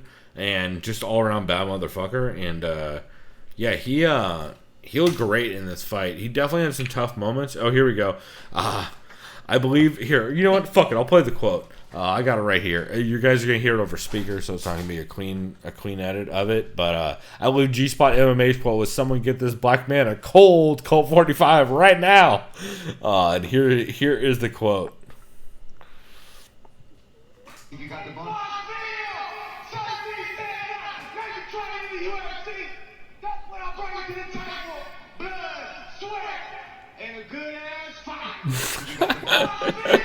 I love it. Oh god, it won't stop. I've made a monster. Oh god, it was so good. Blood, sweat, and a good ass fight. I'm just saying, it's fucking it's pretty good. Let's see. So Giga Chikadze. So sorry. Giga Chikadze, Erwin Rivera. Giga looked really dominant. Erwin Rivera is leaping in giant shots. Definitely way less schooled in striking and way smaller, since I believe he moved up for this fight. And yeah, man, it was just apparent. Giga Chikadze absolutely chewing him out from the outside, just landing bombs and kicking from distance. And one of his better performances so far. It definitely makes you understand not only the credibility of his kickboxing career, but how much of a problem he's going to be for dudes once he starts to actually... You can see as soon as he finds his range and starts to get comfortable, dudes start getting real nervous in a way that they did kind of early in Adesanya's career. Okay. Nice. Sorry, I'm trying really hard, but I'm falling asleep right now. That's why I'm trying to rush it. Let's see, where are we at? Kevin Holland. Kevin Holland and Anthony Hernandez. Kevin Holland killed a man. Oh, wow. Minute 39 of the first round. Yeah. No, Okay. Kevin Holland banged him with a giant elbow, banged him with a giant knee to the body, and then just swarmed him for the finish immediately. I love Kevin Holland. I love his shit talking from bottom. I love how saucy he is about everything and how he just seems disinterested while he fights. I love all of it. And this was a good example of him not only showing up but executing in a very fucking big way that I feel like people... he definitely is a different kind of performance than we've seen in his last couple fights, but a similar kind of performance. So, cool to see him get that win. And, yeah, man, keep an eye on that motherfucker. I saw this next knockout, though. Goddamn. Yeah. Go for it. Yeah. Miguel Baeza versus Matt Brown. Caramel Thunder, you mean? Caramel Thunder versus Matt the Immortal Brown. Is it Immortal or The Immortal? I forget. The Immortal. That's right. I didn't realize Matt Brown is still fighting. I think he unretired. If I recall. Correct. Yeah. Retired after the Ben Saunders fight and then unretired. Basically, this left hook looks like it's sending him into retirement again if he's smart. But... Dude, it should. It was bad. Yeah. That's all I can say on that. It was bad. Yeah. Good performance by Miguel Baeza. Yeah, and Matt Brown did have moments in this fight. I don't want to short sell him. Yeah. He didn't look terrible the entire time, but there's just a difference in the amount of damage two dudes can take. You could see shots that hit Matt Brown that you're like, man, back in the day, I don't know that would have done that to him. So, yeah. Then next up we have a men's featherweight bout, which I saw the end of this. It looked like phone booth fighting between a Chinaman. Just kidding. I had to make that shitty joke, and that's actually not appropriate, but whatever. It's definitely not the preferred nomenclature, dude. Yeah. The Asian American, just kidding, he's not American. Song, I do like that one. When people accidentally call black people African Americans and they're from London and shit. You're like, that's not how that works, my guy. Yeah. Or, I'm from Jamaica, you rascal. Song Yadong defeated Marlon Chito Vera unanimously. I saw some highlights, but I didn't see it round by round. So I imagine you saw this. Was it a banger? It looked like a banger. I saw them definitely throwing banger. Elbows. Yeah, it was fun as hell. Chito came out more aggressive than we've seen him in the past because he has a tendency to start a bit slower. Song Yadong also came out aggressive as he always does. I feel like Cheeto started to take over the second and third. Again, I was drinking tiki drinks pretty heavily during this card, so I don't have scorecards. I felt like Song Yadong definitely lost. He definitely did not take it 30-27, I'll put it that way. I don't have more definitive scorecards than that necessarily, but I feel like, if I remember right, I feel like Chito Vera kind of didn't quite do enough to seal the third. It was either second or third. I'm probably mixing them up. But, yeah, overall, Cheeto looked good. Song Yadong looked good. I feel like this fight, when both dudes have a full camp, would look very different. And I also wonder how much of the weird visa issues played into Song Yadong kind of looking... He looked good early, which he normally does, and he slowed down late, which he normally does. It just kind of had a weird feel to it. I feel like that fight would play out differently if you were to run it back 3 times, you know? Yeah. And I'm not necessarily saying Song Yadong would lose. I just think it would look very different. So, yeah, good win either way for Song Yadong, and Cheeto Vera came out that fight looking very good as well. So I feel like it's honestly a win for both guys in the long run. I know that just raises both their stocks, so that's hopefully. Although based on UFC pay structure, no one's getting any fucking bonuses, and no one's getting any advancements in their career. And honestly, fucking sport is broken. Keep going. Well, I guess if you have some sort of athleticism or wrestling background, you should just join the WWE, right? Oh yeah. No, definitely go sign up for the other company that has independent contractors with no benefits and that will absolutely fuck you worse. Definitely do that. That'll work out good. Yeah. Dan Ige versus Edson Barboza. I did not catch this fight, even though I should have. Oh because shit! I heard You Edson absolutely Barboza, should have. Yeah, I heard he had some power up and down in featherweight, I should say, which is crazy how he made weight. Dude, crazy made weight and crazy how good he looked. I heard this week that Edson didn't really cut a lot to make 155 in the past. And man, did he look sharp. He didn't really gasp hard either in the third, which I would have expected.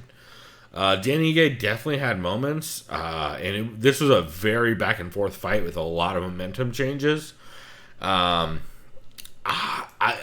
would have to rewatch this fight to actually 100% have a confident decision in it. It looks like, according to MMA decisions, it looks like Derek Cleary gave it 29-28. Sal D'Amato gave it 29-28 for Ige, whereas Wing Kappa gave it 28-29 for Barboza. Barboza was landing some nasty fucking shots, and again, I would have to watch it more, or I would have to rewatch it to give a definitive pick on the judging, since I have not done that yet. But holy shit, super impressive performance from both guys. Just Ige with his toughness and his durability and just his persistence to be able to push forward through giant damage that he was eating, especially the legs and body, and just push forward with giant hooks and create pressure, which is how you beat Barboza. So impressive performance from both guys, and just makes you want to see both of them fight more. Nice, and good on Ige. I know he's on a good little streak, and he's got a good. I believe he's at AKA. So got a great. Is he? Extreme Couture. Oh, I stand corrected. I think because he's in Vegas, because he is the business partner of his manager. Okay. He's the business. I know who his manager is. Well, he also is a manager for fighters through his manager, because he works for Dominance MMA with Ali. So basically, kind of how Conor McGregor has, and can, if he wanted to, work as a manager. No, worse than that, because he is like directly managing dudes, but under the advice of Ali. Ooh, yeah. Which is like, okay. One would argue, I wonder how many of his clients are in the PFL, and as a result, technically there's a degree of space between Ali and the PFL. Wonder how many of those cases are happening. Like, if there's a time for me to fall asleep, it's right now. Anyways, yeah, good point. Chris starts blabbering about fucking conspiracies in the MMA sphere again. Anyway, our girl Angie Hill fought Claudia Gadelha, and goddamn it, I am so biased, but I think Angie Hill won that fight. It was definitely a close fight, but I scored it for Hill based on just the points. It just outstriking. It's the third round, right? Yeah. It comes down to the third, because the first round was first round I definitely gave for to Gadelha, Claudia. and I gave the last two to Hill. Yeah, second was clearly for Hill. Clearly. Yeah. Third is really how much... it's how you quantify damage, right? And you can't... you can look at each fighter's face after the fight. That's a shitty measurement of damage. No. That's my point. But in this instance, if you saw that and you scored it for Hill, you could also look at, if someone would have said, "Oh, Gadelha won," doesn't look like it. If you just look at their faces. But and it's like a matter of like, what do we qualify as damaging strikes? Because Claudia did land cleaner strikes, but it seemed like Angie wobbled Claudia more. So like, at that point, what technically has more impact? Which is, I guess impact technically is defined by 10-8 rounds, and 10-9 rounds are more on effect of strikes, I believe, for lack of a better... I mean, it's not phrased like that, but you get my drift. Yeah, I'm interested to rewatch this fight. My plan for this week is to rewatch some of these split decisions and kind of get a feel for them, because I feel like there's a lot to be learned from them, especially with sound off, because I feel like the crowd noise and especially the commentary is definitely making a big factor on that. But yeah, either way though, great fucking fight, and both women I feel like came out ahead in this fight, aside from the amount of damage they took. I mean, Claudia Gadelia took some fucking shots in this fight. Yeah. So, impressive performance by both women, though. And, I'm very happy and impressed with the comments that Angie has been making throughout the week as well, with, like, her conflicts about how, not only fighting, but, like, how she feels about it, and kind of just that she has conflicts about her feelings about it. I feel like it's really impressive and a strong move for her to be putting that out throughout the week. So big shouts to her. And I hope her podcast, The Ceremonial Weigh-In Show, comes back soon, because fuck, it's hilarious. Yeah, agreed. And I'll let you cover this last part. I watched this fight too. We main event of the evening. Alistair Overeem versus Paul it's Harris. the sad time fight where we do sad time things. Harris looked like he just kind of, I don't know. He felt like it seemed like he was fighting. He fought with murderous intentions. I was gonna say, it seems like he fought emotionally and paid for it. Yeah. Which was destined to happen, right? Yeah. Good or bad, like, yeah. Honestly, the only thing I had to really say about this fight was, like, I got so fucking sad after this fight. Yeah. I got so sad. Like, I literally, as soon as that fight was over, I just turned it off and walked away and, like, went and started drinking with girlfriend Karen. Part of that was already going to happen regardless, but, because it was Saturday night. But, man, and, like, it's also weird because, like, it was a good win for Reem. It was good performance from Walt early, but, like, yeah, man, at a certain point, like, similar to the Anthony Smith fight, like, you're just watching a dude take damage until the ref feels like it's a satisfactory finish, and you're like, at a certain point it feels inevitable, and that we're just all just watching a ticking clock waiting for the end, and it's sad shit, man. Yeah. Like, this has been a great week for MMA in a lot of ways, in that there were some incredible fights that have happened in the last 8 days. I shouldn't say week, I should say 8 days.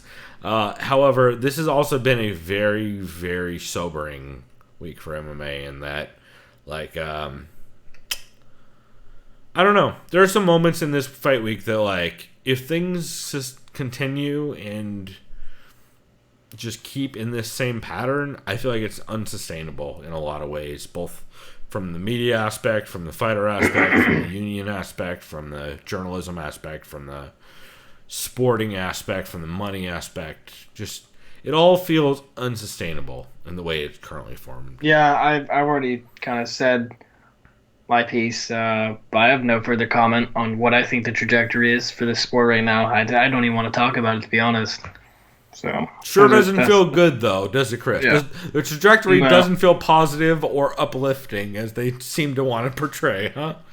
Yeah. You know how they say things are looking up? Well, in this case, it'd be a fucking Richter scale, and it's definitely looking up. No, I would say things are looking up, Chris. Things are looking up from the canvas after getting knocked the fuck out and trying to climb an invisible ladder. There's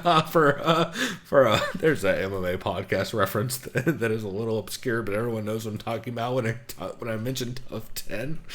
On that note, we're going to wrap this up here now that I have ended our weekly depression hour or multiple depression hours, as I'm slowly turning this show into. I promise, though, I was going to say I promise next week will be more, or next podcast will be, well, you know what? No, next week will be more uplifting, because Chris and I are probably not going to do a regular version of this show unless there's, like, some crazy breaking news. Like, if someone tests positive, and there's Fallout and stuff, then we'll probably do a regular like podcast listen to stuff.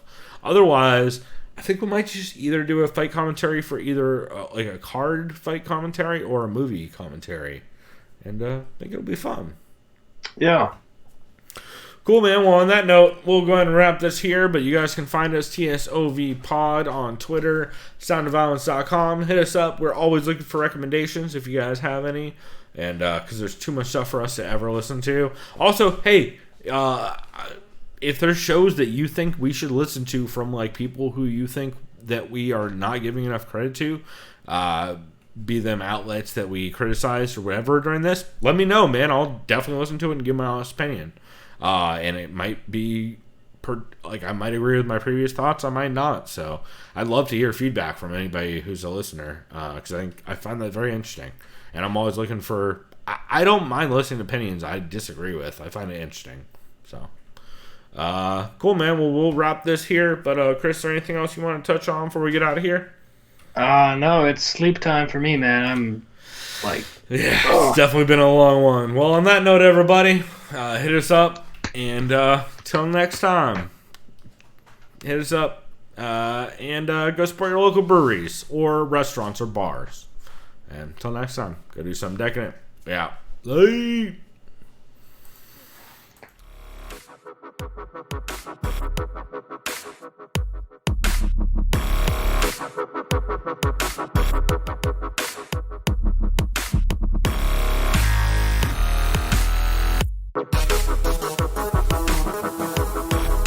Liked by the sound of violence.